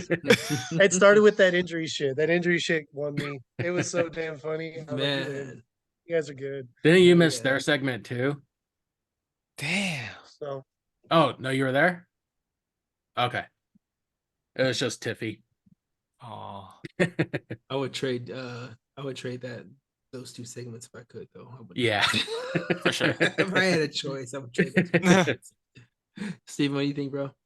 So I probably agree with them splitting, but I'm just gonna do one prediction, and I'm going with Awesome Truth, just because our Truth is a national treasure and he needs to be champion. I wouldn't disagree with that. Actually, I would actually, if I had to take a runner up to DIY, because I know they're trying to invest in DIY right now or DIY right now. But yeah, I would love to see our Truth get a moment for WrestleMania, especially with winning a title and all that jazz. And especially because he's terrified of heights. Yes, as well. He hates going up ladders. But he had that spot in the Royal Rumble where he pulls the ladder out, climbs it, goes, oh. Yep. He definitely did. Badass. You know, be badass. And I think me and Stephen might have talked about this. Imagine it. I don't know. Again, if we bring up AEW Forbidden Door, they give our Truth permission to show up there. Yeah, runs out. Have him show up and be like, "This isn't Raw." He's like, "This isn't. Wait, where the fuck are we at? Oh, this isn't Money in the Bank. This is something else. What the hell's going on?" Looks at Will Ospreay. You're not Ricochet, right? Yeah, that would be some funny ass shit. But yeah. So yeah, Regeneration X would be my runner-up for this match. Definitely, absolutely. All right, next match we have is the Battle of the Brothers. Jimmy versus Jey Uso. Jeremy, you got your bloodline shit on, so this is gonna be emotional for you. We'll let you kick this one off, sir. Well, just for the record, for the tag titles, because I didn't throw it out there, I think it is going to be. That's my bad. I think I'm with you on the R-Truth Miz. I think they're pushing it because they both kind of deserve it, but I think it's going to be DIY, and I actually think it's going to be Waller in Theory. I think they're going to give it to Waller in Theory on that, just to give them a title, give Waller a little more push because they're kind of getting pushed down. I think they're going to come out of it with some drama between Finn and Damian for sure. Yeah. For sure. I just don't know what it's going to lead to. Now, as far as Jimmy and Jay, so again, like you said, I think there's going to be a lot into this match. I think they've already kind of built that platform of like the emotional where Jimmy's like, am I the bad guy? Even I was kind of like, well, is he the bad guy? I don't know. Maybe he's not. Where I don't really know, like, I'm really not even sure if someone's going to interfere in this match. Like, think they will, but I don't know. But I think Jay's going to win this match no matter what. My pick's Jay. We're all going to be doing this. I think Jay gets his moment and he finally gets that win, right? A little bit of retribution. Good pick. Yeah, there. Absolutely. Steven, you agree with that there, sir? I agree. Yeah. I think it's going to be more faces overall winning than heels. And I think this is one of the ones where the face will win. Mm-hmm. Good feel good moment there, I think, too. Yeah. Montana, what do you think, sir? But I think they're going to kick the absolute shit out of each other. Yeah, hell yeah. And maybe not, if they're wrestling Saturday, maybe not be available to show up Sunday. We'll see. But yeah. Montana, what do you think, sir? So I got a whole theory based off what Steven just said, but I'm going to go with main event Jey Uso too, but I hope Rikishi shows up. I was gonna say the same thing. Because you need dad to show up because you know they were doing this as kids. Jeremy even said it. Him and his brothers were doing it. I don't have a brother, but if I did, if you gave us WrestleMania, we're gonna do everything besides kill each other.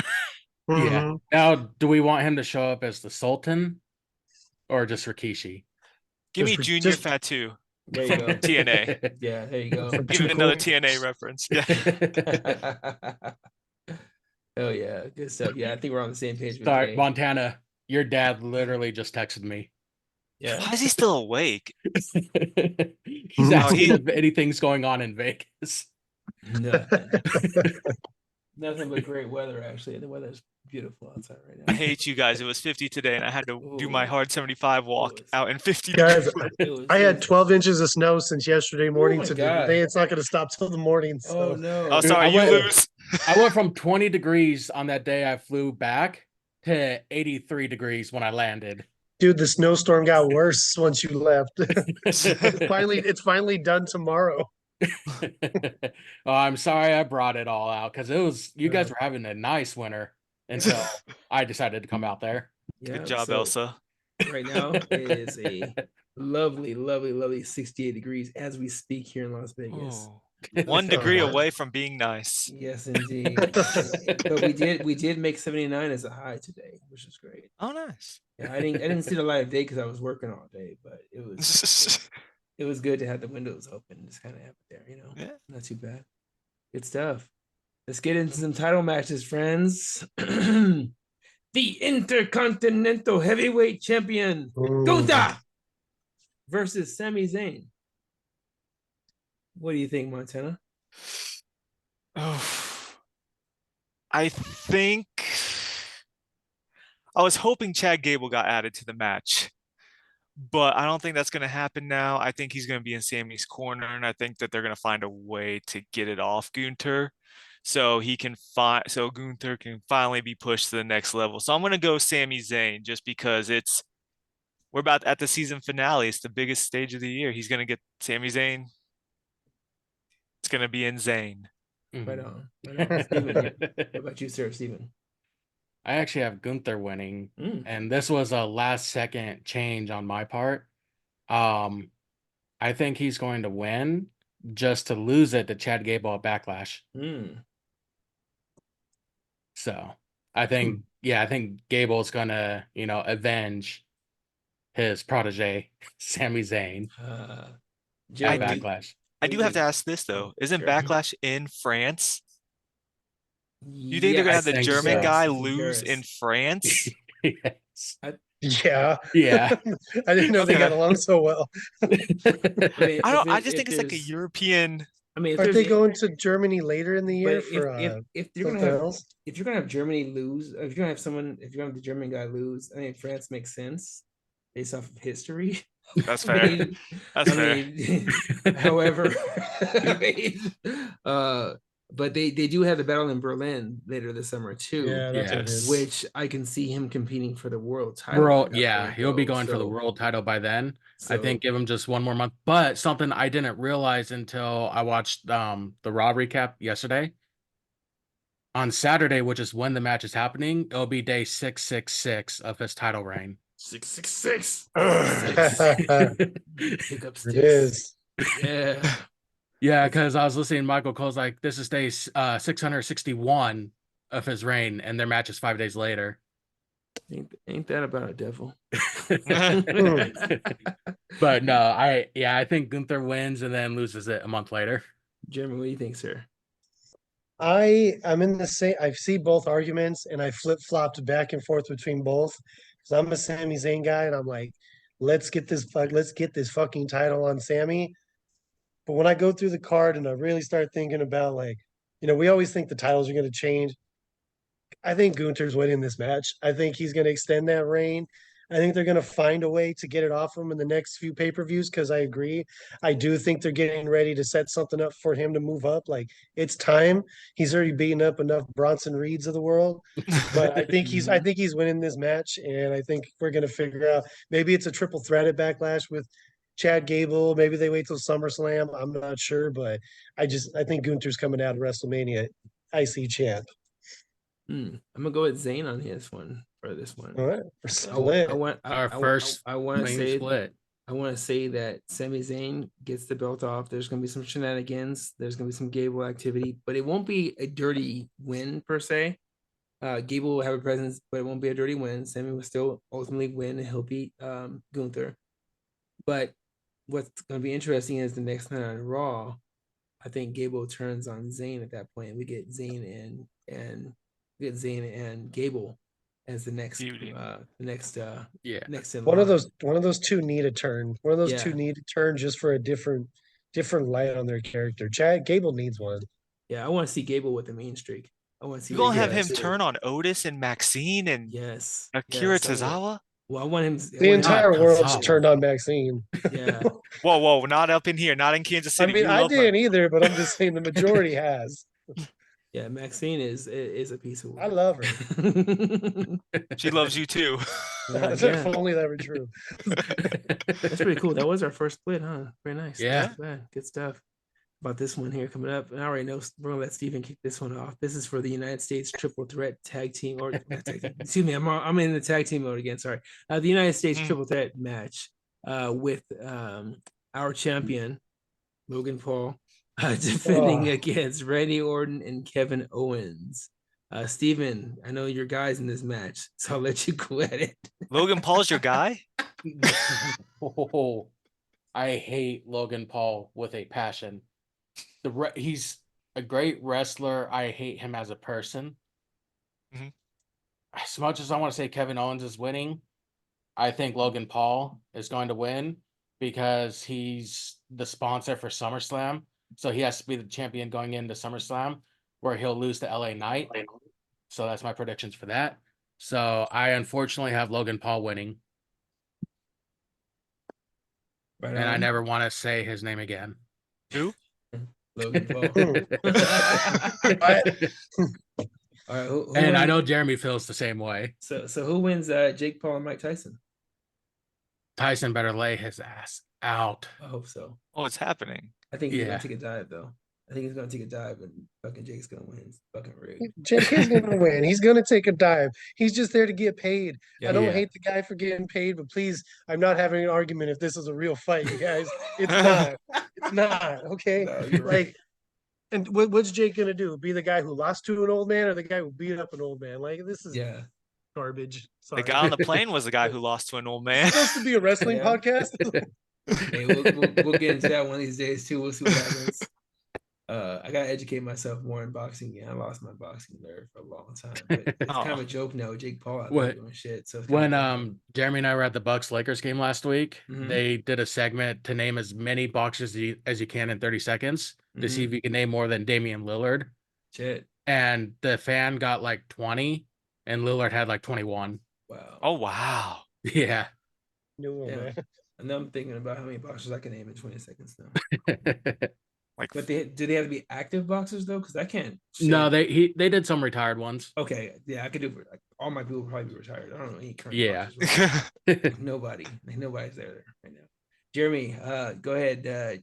All right, we already got half your prediction. Go ahead, give it. So I mean, honestly, I think it's the same thing. Like, I think it's a way to protect. Like, I won't dive into like the personal feelings on Logan Paul because I'll give him this. Of all the celebrities that have ever come in, he's by far the best. Like, if you didn't know about his actual account, you think that dude's a legit wrestler. He's a legit natural heel. Like, he's exactly what you want. People hate him, right? And that's why I think the reason they made it a triple threat is that he could win, because they're not going to let him beat KO or Randy Orton straight up. Like, there's no way. He's winning this match. He's going to SummerSlam with it. I'm not happy about it, but I'm pretty sure that's what's going down.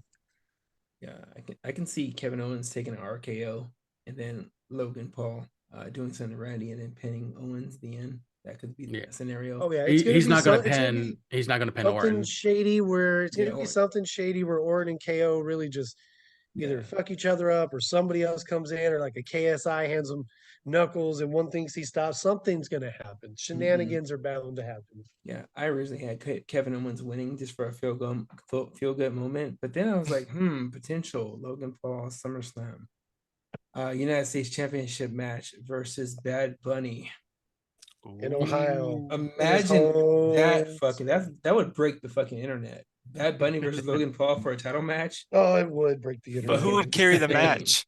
Logan? Honestly, I think by that time, I would say Logan would probably be the match caller. I think Logan could between those two. Call it in that case.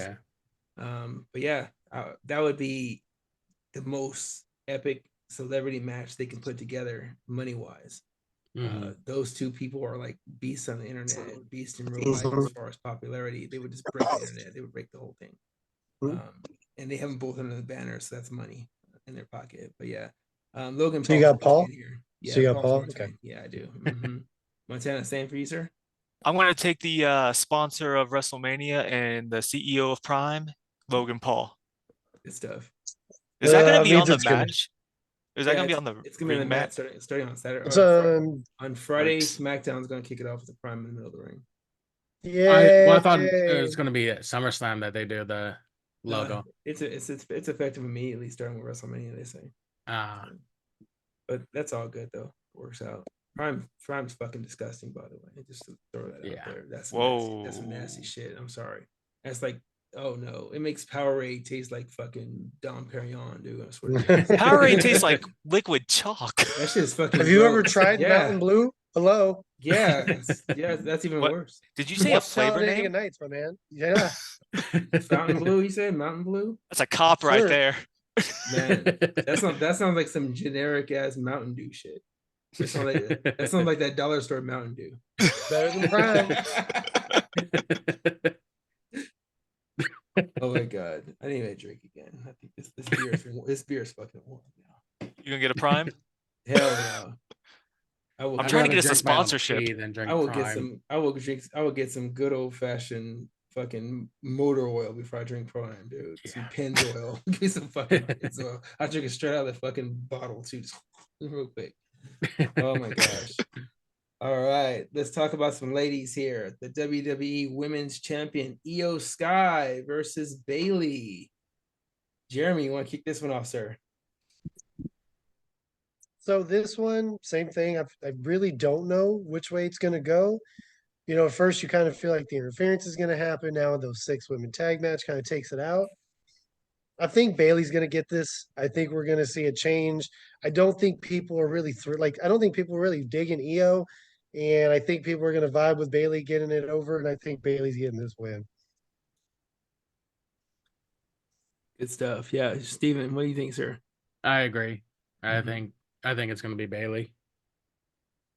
Montana? Give me Bayley because I don't know about y'all, but Io Sky's reign has been lackluster. And it's no fault to her. It's just I haven't been digging it, like Jeremy said. Yeah. Her reign is Bayley. Yeah, absolutely. Her reign is Bayley. Do you think she comes out with the old school Bayley stuff with the huggers and all that stuff this time? No. I can't see it. I just want the hair. I think they said that Paramore, somebody was going to be bringing her out singing for. I forgot. No, maybe it wasn't Paramore. Yeah, I did hear that. Was it Paramore or was it somebody else? I think it was Paramore. Was it Paramore? I think you're right. I think I heard that too. Paramore's huge. There's a song called Slimmer. I think that's what she wanted to come out to. That might come to fruition there. She's trying to lose weight. I have no idea. I've never listened to that song my entire life. I do know. I know the name Paramore, but I'm not familiar with the music, so I don't know. Wait, what? They're amazing. You don't know Haley Williams? I don't. I really don't. Sir. And that's no knock. It's just I'm like so out of touch with music. My playlist stops in like 2006. And even then it was scarce. It was just hip hop back then too. So my diversity of music stops probably like in 1999-ish. Okay, that's fair. And then after that, it's just bad hip hop going forward at that point because there wasn't a lot of good hip hop back then either. So I'm like, okay, I'm good. But everything, if it's not Alicia Keys, I can't tell you nothing about it right now. So I do keep up with her all the time. But yeah, Bayley all day here. Next matchup, we have the World Heavyweight Champion Seth freaking Rollins versus Drew McIntyre. That's on Saturday night? No, it's actually that's night Sunday. That's a Sunday. Okay. But I was just kind of going down the list here. So if we need to implicate Saturday night's results in there, feel free to do so as well. I think we really need to do that with one match. Yeah. And unless you want to do that match first, because it's the tag team match, if that's what you're talking about, Montana. Yeah, let's do that. A little bit. Yeah. I do because I actually think that tag team match is going to affect the World Heavyweight match. So let's do the tag team match then. Let's do the Rock and Roman Reigns versus Cody Rhodes and Seth Rollins there. Let's go that one first, then we'll do the title match after. All right. Okay. All right, good stuff. Montana, your shot, sir. All right. I don't think it's a shock. It's a spoiler at the final boss and your tribal chief are beating the son of a plumber, son, and Tyler Black. So I love the Tyler Black fair reference. That was good. thank you. Good time. Good time. Steven, what you think, sir? So I agree that The Rock and Roman are going to win, but I think it's going to become at a betrayal from Seth. At his heart, Seth is a heel. He is not a face. He did say he always has a plan B. Yes. And if you know what plan B is, Roman knows. Yeah, sure does. So, no, I think it's going to be, he's basically going to do what he did to Roman, but to Cody. Him with the chair. I could see that. I mean, they did have that 3-match rivalry. I mean, it was great. That Hell in yeah, a I could Cell see that. match I mean, if was- they want to bring yeah. back that rivalry, I could see that. Yeah, so I think going into night 2, Seth is going to be a bigger heel than Drew, which is why I think it's going to implicate that match. Drew's People a are behind face. Drew right now. People Drew's are a behind face. Drew. Yeah, Drew is mega Stop. over right now. Yeah. He's carrying that Punk feud. Yeah, so it's what, regardless if it's like Cody trying to tag Seth or something and Seth backing off, Jumping off the something's going to happen. Seth is going to betray Cody on Saturday night. What do you think, Jeremy?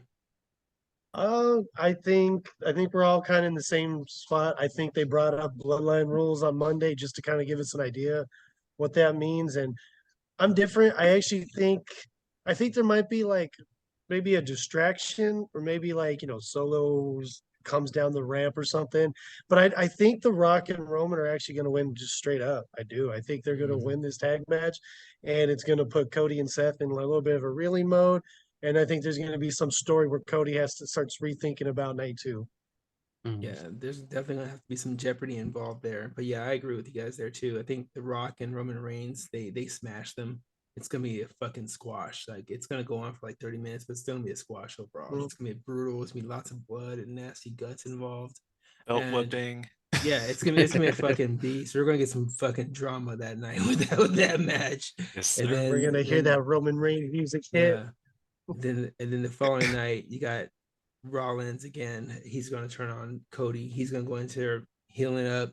Drew McIntyre is going to come in as the face. And then just when we think that Drew McIntyre is going to capitalize and finally get his belt, and as a face, here comes fucking Damian Priest.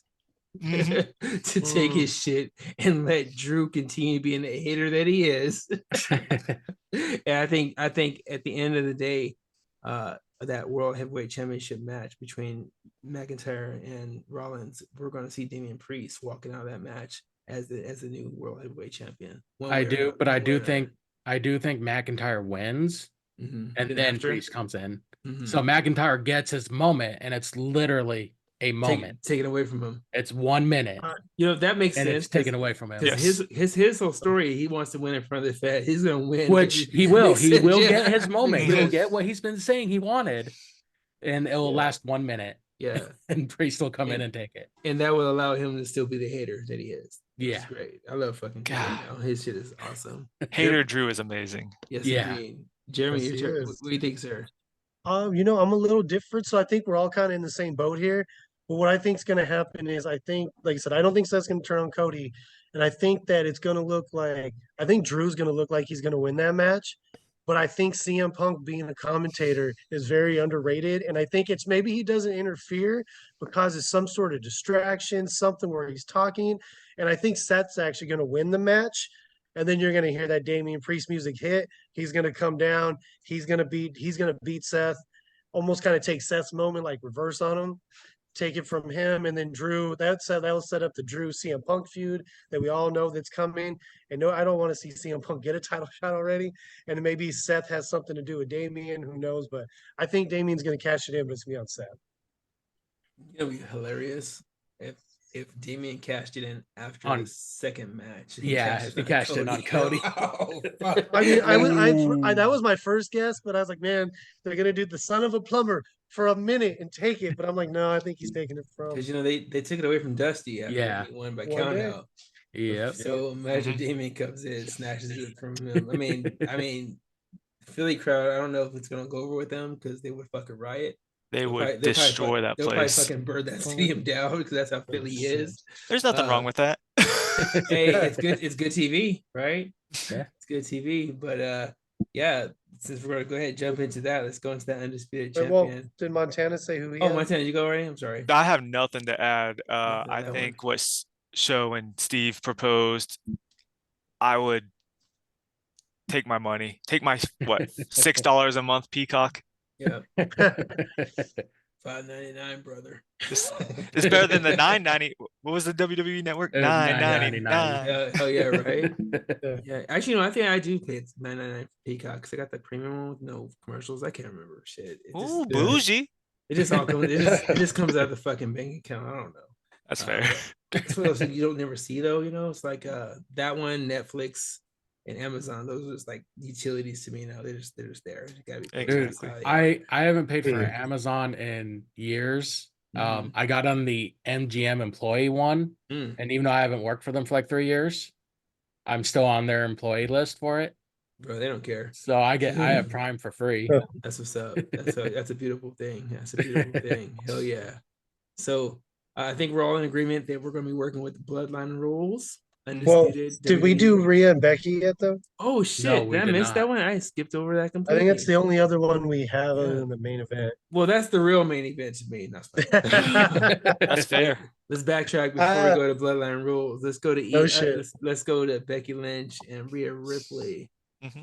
Who you got then, Show? You said this is your main event. This is my main event, dude. I fucking love Becky Lynch, dude. Becky Lynch is like I don't know what got into me recently, dude, but she's become like my WWE crush. I don't know what it is. I don't know. I just love her feistiness.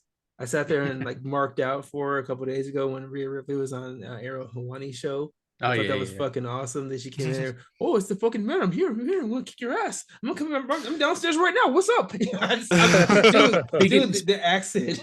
Speaking of that, that shit does real it for quick because Roman and The Rock are going to be on Fallon tomorrow night. Yeah, I think Cody is going to come and attack them tomorrow. Oh my god, and Seth, yeah, that's gonna be insane. They played media so well for this build up for this whole event. It's been insane. It's that UFC crossover. Yeah, all this stuff, that UFC stunts, and it works. Yeah, absolutely. Between The Rock going over the time on TV, kicking Cody's ass on social media, and then you got Rhea and Becky fighting on Hawani, and then you got, like you said, coming up tomorrow on Fallon. They got this all worked out. Nick Khan's a fucking genius. He's the one orchestrating this shit. He has all the connections, and it's amazing to see right there. Yeah. I actually do have Becky Lynch dethroning Rhea Ripley. Okay. Even though they could go the other way, I want to see Becky Lynch in that role as champion again. I want to see how Rhea does with some adversity behind her. She hasn't had any real adversity quite yet as a champion. She's been a whole year dominating folks. I want to see Becky get that win, put her back on top, and see Rhea Ripley clawing back up to where she needs to be, get that belt back again. We'll see what that looks like. Yeah. Steve, what do you think, sir? So this is one I have been going back and forth on. Also, I never understood what getting stomped on meant until I saw Mommy.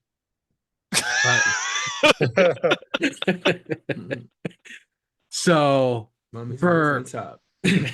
So for the longest time I had Rhea winning this. But I think all of Judgment Day is losing this weekend.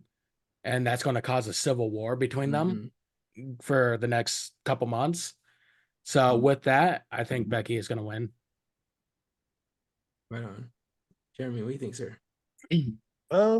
So I'll tell you this. I'm with you on I love Becky. Becky is probably like, when I was writing down, like when I thought we were doing like our top 5 favorites, like Becky is one of those people that I had 5 or 6 or 7. Like back in the day with the man stuff, I thought she was awesome. All that said, Rhea's winning this match. I know she needs some adversity, but I think it's kind of the passing of the torch. It's like she beat Charlotte, she's gonna beat Becky, and now it's on to the Jades and Bianca's time. And I think Rhea's getting it done, and I think it's gonna be a good match. I think it's gonna be a great match. Right on. Montana, sir, what do you think, brother? I'm gonna lean towards Rhea, only because I'm spiteful towards Becky for ending the reign of the greatest NXT Women's Champion ever, Tiffany Stratton. First up, how dare you? Second up, I pull back the curtain a little bit, because my other wrestling groups have discussed it. I guess Becky has publicly said WWE hasn't offered her a contract extension yet. This is true. So do you pull the trigger and put the belt on somebody you may or may not offer a contract to? Same boat as Drew McIntyre, because he hasn't signed a deal yet. But I have reason to believe that they're waiting till after WrestleMania to record so they can go ahead and say, all right, here's the money we made. Y'all did a great job. And I think they're gonna back the truck up for both of them individuals. I'm like, Becky's not going anywhere. I think I can't imagine that. Yeah, I think by the end of next month, you're gonna see all kinds of shit happening on the internet because Becky Lynch will be the highest paid female wrestler in the world over Banks at this moment. Yeah, just if anything, to spite Mercedes, they will throw that in there. That's fair. Yeah, she's the most marketable, even though she might not be the best in the ring, whatever. She's the most marketable one they had. She's the one who's actually really pushed that money. As far as like, she pushed Stone Cold money with those Man T-shirts back in the day. So I think they would do it just because they know she's already in the bag. Just like Rollins, he's also contractless as well. But I think they backed the truck up for her, Drew, and Seth right after WrestleMania. It's like, yeah, they're not letting them walk. Yeah, too much. I'm just saying, Becky seems like the kind of person that would want a challenge, and she's already done it all in WWE. Why not go conquer another company? Right, like TNA. I think Becky's addicted to the crowd though too. I don't think she would. I think she was fair. I think I'll cheer my ass off for her when TNA's out here next month. Fuck yeah, dude. I love TNA. I want to go to that shit. I'm kind of mad at signing up for that event that I'm going to instead, but you're so lucky to get to see Nick Nemeth win. And I decided to treat myself. I got myself a box seat, and I'm looking forward to it. Yo, how much is that box seat set you? Big baller. It was like $110. It's not bad. That's not bad first. That's not bad at all. But it's the Palms though. It's a great venue. It doesn't matter where you sit at the Palms. That's probably one of the most underrated venues in the world. Because I've seen Alicia Keys there, and I've seen Janelle Monáe there, and they're both phenomenal. Between the Palms, the theater at Planet Hollywood, and also the theater at Virgin Hotels, formerly the Joint at Hard Rock, they're the most underrated freaking venues for concerts or wrestling or boxing or MMA, whatever. They're constructed to be loud with small crowds, and you could also hear every instrument so clearly. It's so wonderful how they constructed the place. That's insane. Yeah, good spot. Man, now I want to go to TNA. Now I want to go to Rebellion. Come out here. You're coming out here in June. Come out here in a few weeks when it's happening. I'm not going to Sin City on hard 75. Yes, not a chance in hell I would survive. True. Nope, not at all. No. All right. I don't trust you. Do we all go? Yes. Sorry. Yeah. We did. Okay. Cool. Yeah. All right. Who wants to kick off? Cody Rhodes versus Roman Reigns. Bloodline rules we've agreed to. Jeremy, we got our fingers up. I'm gonna go like this. Ooh. This is it. This is it. This is what we are all waiting for. Yes, right? this is what it's all about, my friends. This is gonna be the culmination of the best 4-year story WWE's had, probably, that anybody can actually remember with substance, right? We're gonna come out. It's gonna be Bloodline rules. I'm not exactly sure how it will start, what's gonna go down. They'll probably let Cody and Roman start it, I'm assuming. I think ultimately, it's pretty obvious we're gonna see a bunch of people come out to this match. I think this match has impacted too many different stories in WWE. So I think you're going to see, like we saw on Raw, right? It's going to be, Solo comes down, and then maybe Seth comes down, then Jimmy comes down, then Jay comes down. And then, the final boss comes down, but who's left, right? It's not going to be Drew. It's not going to be Sammy. And honestly, this is where it gets a little crazy on Outside the Box. And I'm sure some of you have had this thought. But I am convinced that Cody, after losing night one, is going to realize, I don't have what it takes to win this match. We need more help. and he's going to give a call to his old AEW buddy who just came contractless list, and we're going to see MJF show up at WrestleMania, and Cody's going to get that dub, and Roman's finally going to move on to a different story, which hurts me because Roman is better, but at some point, there's no one left to beat. He's right. There's no one left at this point. If Cody loses, you kill him. Like, Cody has to win. And I think we see MJF, and it's going to be an epic ass main event for WrestleMania 40. I'll see your MJF. I like that idea. I definitely do like that idea. But I think he needs a little more help. I think we need someone who's going to truly neutralize The Rock. Who better to neutralize The Rock than The Rock's arch rival? No, I'm not going that way. I'm going when the glass is going to break. We're going to get some Austin action. We're going to get Stone Cold Steve Austin. He's going to come out there. He's going to be the one who neutralizes The Rock. I think Cena does make an appearance somewhere in Mania. I didn't even think about that before. But I think Austin is the ultimate neutralizer for The Rock, if anyone. Just to see Rock sell that Stone Cold Stunner again would just be amazing to see for everyone. But I think, Cody does finish the story with help from everywhere. I even think Brandy's going to go in there and smack the shit out of somebody at one point.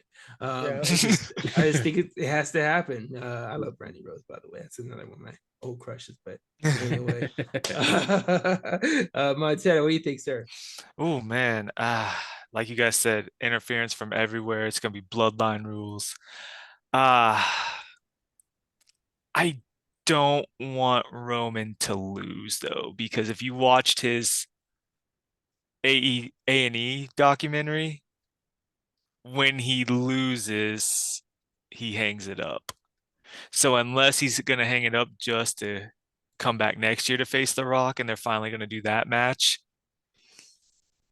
this might be the last time we fully get to see Roman Reigns. So I'm going to say Cody wins because of every other reason that you guys have mentioned. But man, I don't want him to win if it means we lose Roman. I don't want him to win, period, but it's going to hurt. He's got to finish the story. Fuck his story. I'm sorry. Fuck his story. Okay, I'll let you finish. They got some of those 2K copies, man. They put them on the cover. You got that investment. We don't need any Cody Cryberry babies all over the internet again the next morning. Steven, what do you think, sir? So I do think Cody will finish the story, but I think everyone is showing up. You bring in everyone from the bloodline.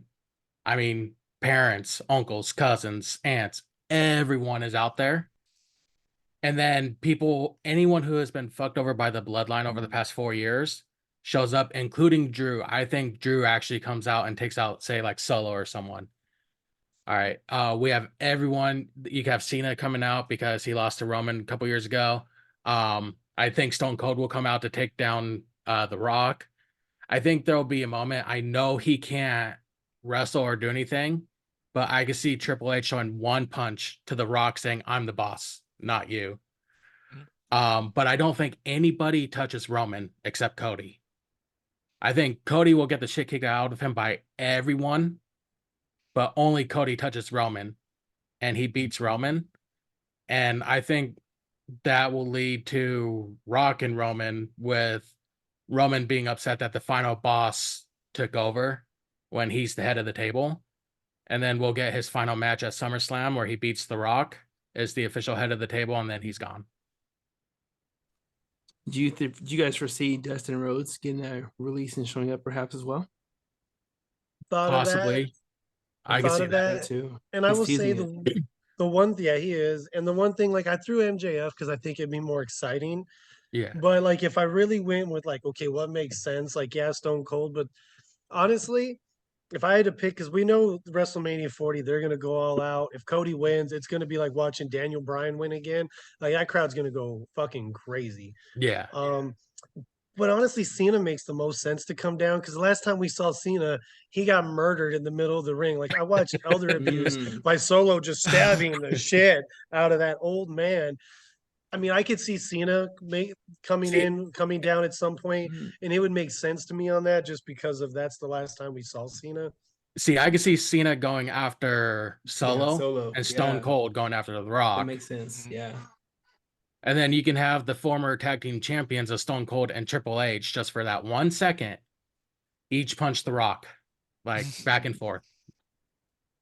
And honestly, in your scenario, it makes more sense too for that to happen because you guys both, a lot of you guys think Seth's going to turn heel. So then Seth wouldn't come down. So you would need like Stone Cold and Cena just to kind of even out the odds. Yeah.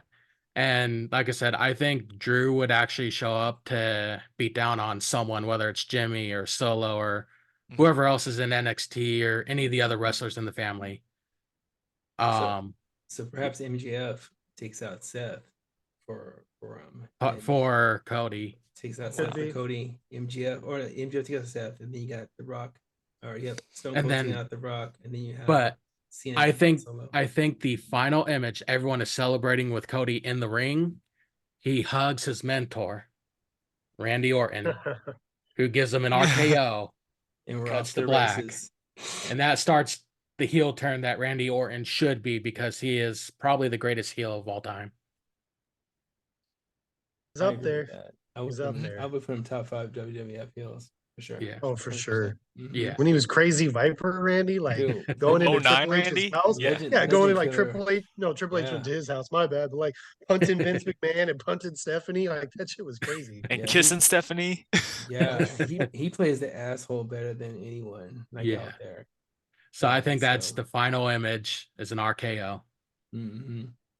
And then the Raw afterwards is going to be fucking insane because the last few Raws after Mania have been fucked up by Vince. And I don't think now that Vince is gone 100%, we're going to be in for a fucking ride the next day. I can't wait to see that shit. The only other person, like I know I've seen this 2 ways too. Is like I'm not sure if I just want to kind of get a feel for this vibe. Is like it was like two Raws ago where like Paul Heyman said, I have some special news, and it's not a prediction, it's a spoiler. Like the only person I've ever heard him say that with is really like Brock. And I don't know if anybody noticed, but Brock got reintroduced to the active roster. I know he has all that side stuff going on, but he did get put back on. So they didn't like cut the cord. He is activated. Paul dropped that little hint. And then last week we saw Paul talking to Drew. I could see, I mean, it's WrestleMania 40. Like they're going to try to cram people in. We might even see a Brock sighting at WrestleMania. I got Hogan coming down helping out everybody. Hogan's gonna he's gonna finish the story. Fuck. Which one? Cody wins. The music just fades away because he's the American Nightmare, and next you know, dun, dun, dun, dun, dun, I was gonna ask you which Hogan. I was like, which Hogan comes crashing down and it hurts inside. Oh my gosh, 80s Hogan. Yo, you know what? That song still gives me hype to this day. I don't give a shit. I play that song when I go to the gym. Do you eat your vitamins and say your prayers too? I do. I don't do too much prayers lately, but I do eat my vitamins and all that jazz. Yeah, I do all that good stuff. Good job, kid. I keep that Hogan. There's actually, I'm not sure who the artist is, but they covered that song. It's like more of a metal version of Real American. It is fucking badass. It's better than the original. I was like, whoa, this is dope. Oh, okay. Yeah. If I find out who it is, I'll peep you guys up on that. But it's pretty badass. Anything made over metal is usually pretty good for me. I'm cool with those things. Awkward silence. Oh, well, Yo, we did it though, y'all. Thank you again for coming through. We pulled off the 2-hour feat. I had it scheduled from 7 to 9, which is perfect. We're at 8:55. We got 5 minutes left. Dog, thank you guys so much for coming. Montana and Jeremy, you guys are amazing. Nice to meet you guys. We are going to do this again, I hope, right? Next week do a recap of both nights and Raw. I'm with it. Let's do that. Okay. It'll be a little less formatted, more freestyle next week, of course, too. Sure. So we can hit the wrestling tip. If you want to go into sports and all that jazz, feel free to do that too. It's great to have you guys on with us. This is amazing. Honestly, I think as often as we can do this, we should. I think so too. I'm down. Too. We all love wrestling. We all love sports. We might have to make you guys part of our regular routine. I can't pay Ooh. you guys. We can't pay you guys, but hey, we're here. If there's no money, I'm out. There's no money, just booze. Lots of booze. Oh, we're not Dominic Mysterio. Yeah. Oh, we like the good stuff, and we're not talking Ghostbusters, my friend. Which I'm also a huge fan of too, by the way. Yeah. So did you like the movie? I did. I enjoyed it. I had to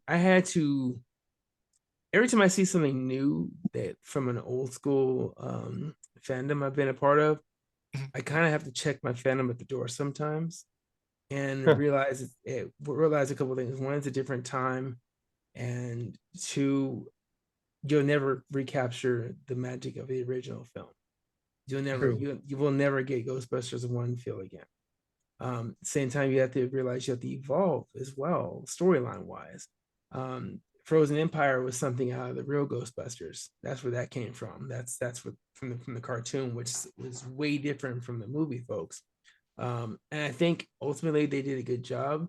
But it could have been way better. Don't get me wrong. It wasn't the best movie I've ever seen. But it wasn't. But it also wasn't the worst movie I've ever seen. I haven't seen it yet. I don't want to know every detail. Okay. I'm not going. I won't spoil it. I won't. Spoil it's entertaining. Like, yeah, I had a good time with it as a fan. But again, I had to set myself to the side. Like, you know what? This is not a. I looked at it. I think somebody described it as, it's a Ghostbusters film. I didn't look at it as a sequel or a prequel, and I looked at it as a new adventure with the new cast and some. That's the best way to go into it, because if you start thinking about sequel, you're going to set yourself up for failure every time. That's also kind of how I looked at the female Ghostbusters in 2016. They get a lot of bad shit about it. I enjoyed that film too. Again, it was not a great film. It was not a great film when you compare it to old Ghostbusters. But for the time and what it was, I thought it was decent. They tried a little too hard with the comedy on that one, I think.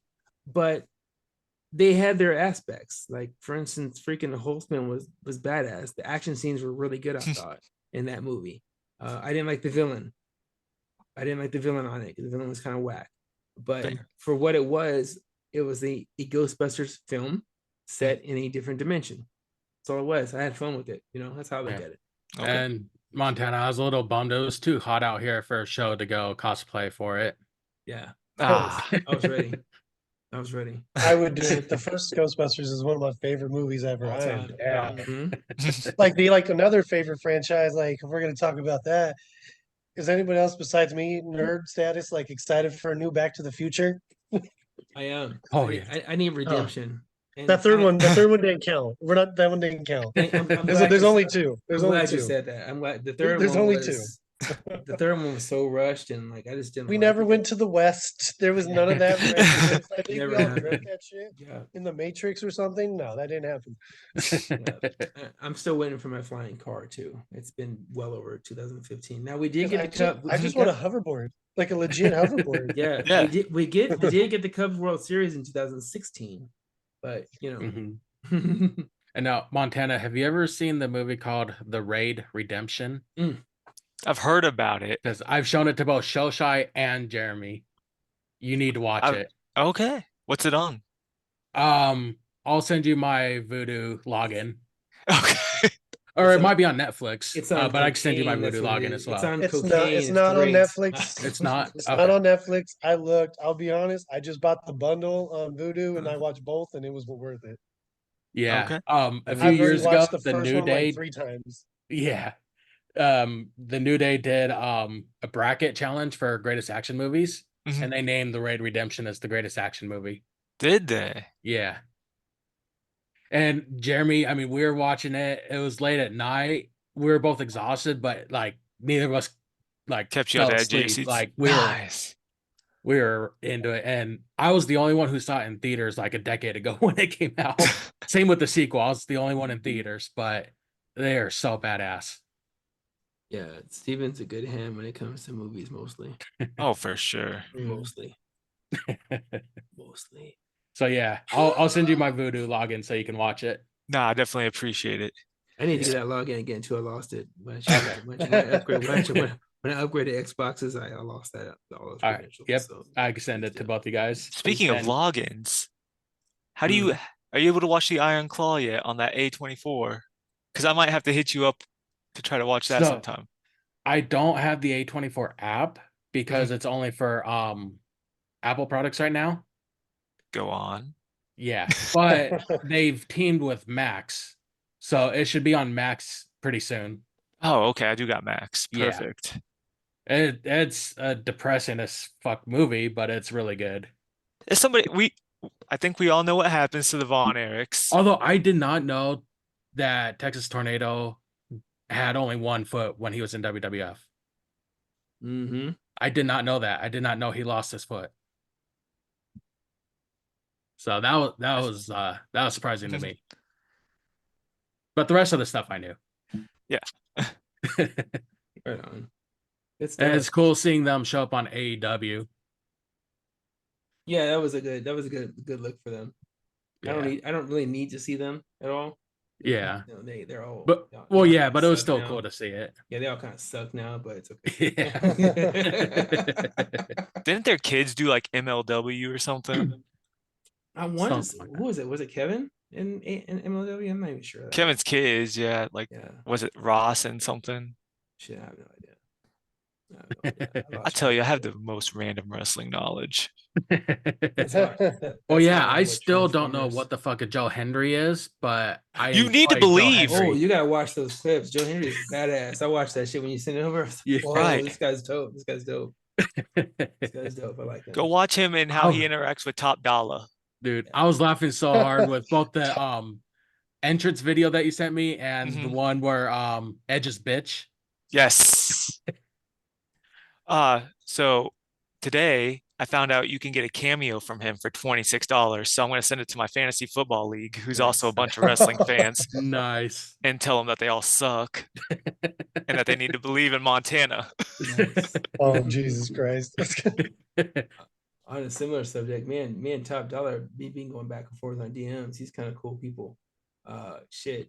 Next time when TNA's in town, I'm trying to throw my shot. 420. Hey, can we get you already booked yourself doing something else. It's like, no, not that day, but he'll be in town. He has a house out here. He lives out here too.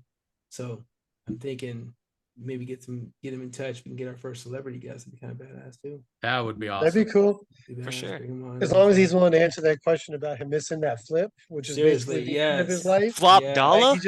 Like exactly. He has to be open to talking about it. I'm not gonna not talk about it. Hell yeah. I would love to get dude on. He seems down to earth though. We talk about weight loss and stuff and all the time because he lost all that weight and shit. And so he's always checking in. It's like, hey, how are you doing on your this? But he's good dude. Oh, that's really cool. Overall. Yeah. So he's he's super down to earth and shit. So how'd you get in touch with him, if I may ask? Just liking his tweets and shit. Like when he first lost that weight, I hit him up. I was like, man, that's fucking dope. I'm trying to get like you again. Cause I told him my shit. I was like, I lost 170 pounds and I gained like 60 back during COVID. I've been trying to lose it ever since. And he's like, bro, just stick with this. Like, I'm gonna check on you again, whatever. He's been cool. I mean, we don't talk every day and shit, but he'll check in like once every couple of weeks. Like, what's up, bro? How you doing? How's it going? All that shit. That's legit. It's not bad. He's a good dude. Yeah. So I'll never say anything bad about his ass, except for when he's a great heel. I'll say that.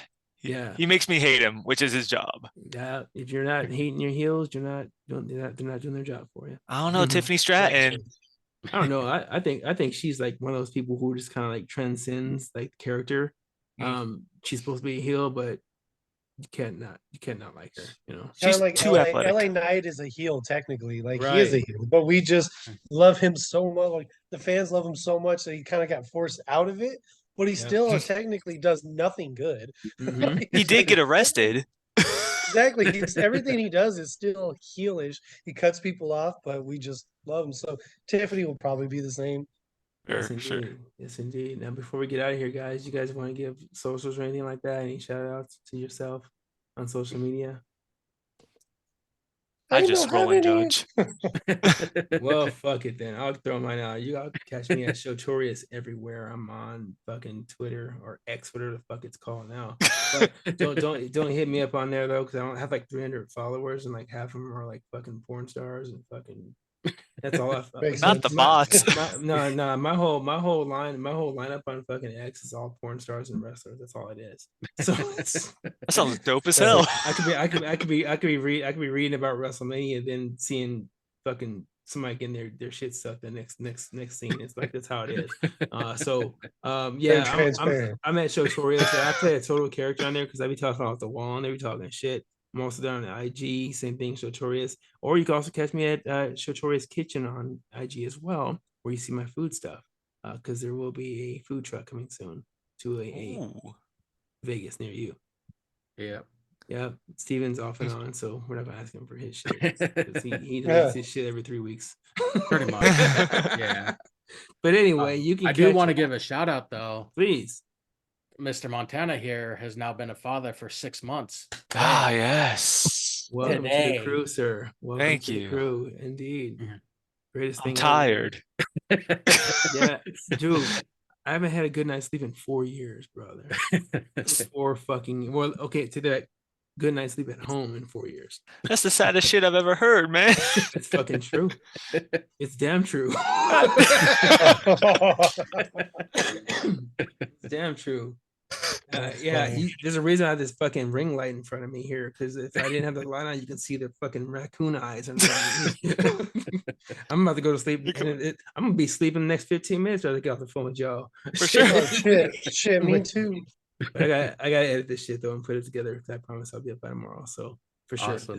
this thing will be up tomorrow. Cool. Look for us on Spotify, folks. Thank you guys for listening. Please hit subscribe and like wherever you listen to podcasts. We are on Spotify and also on Amazon Music. Starting tomorrow, we'll be on Amazon Music. Spotify's been our home for a while, but Amazon stepped up big time. And like we always say, fuck Apple, because they haven't put us on Apple Podcasts. But from what I hear, Apple Podcasts is going away anyway, so fuck them again. I'm also gonna trade this iPhone in because it's a piece of shit. Ever since iOS got updated, it doesn't fucking take pictures right. And it cuts us off when we try to record on this thing before too. So fuck this thing. Reach. Anyway, shouts out to Michelob Ultra. Shouts out to you guys again, Montana, Jeremy, Steven. You guys are badass. Yeah, thank you guys for having us. Yes, thanks for the invite, guys. I appreciate it. Yes, you're now staples. You are not going anywhere. You will be part of this game going forward, sir. So looking forward to next time we get together next week. Yeah, folks out there listening in internet land, enjoy WrestleMania and the Raw after. We will catch you guys in 7-ish days. Yeah, buddy. Love it. Yeah, folks. Thank you guys again for listening. This has been Chillaxin, a presentation of the Unapologetic and Unplugged Network. Have a great day, guys. Stay safe. Take it easy.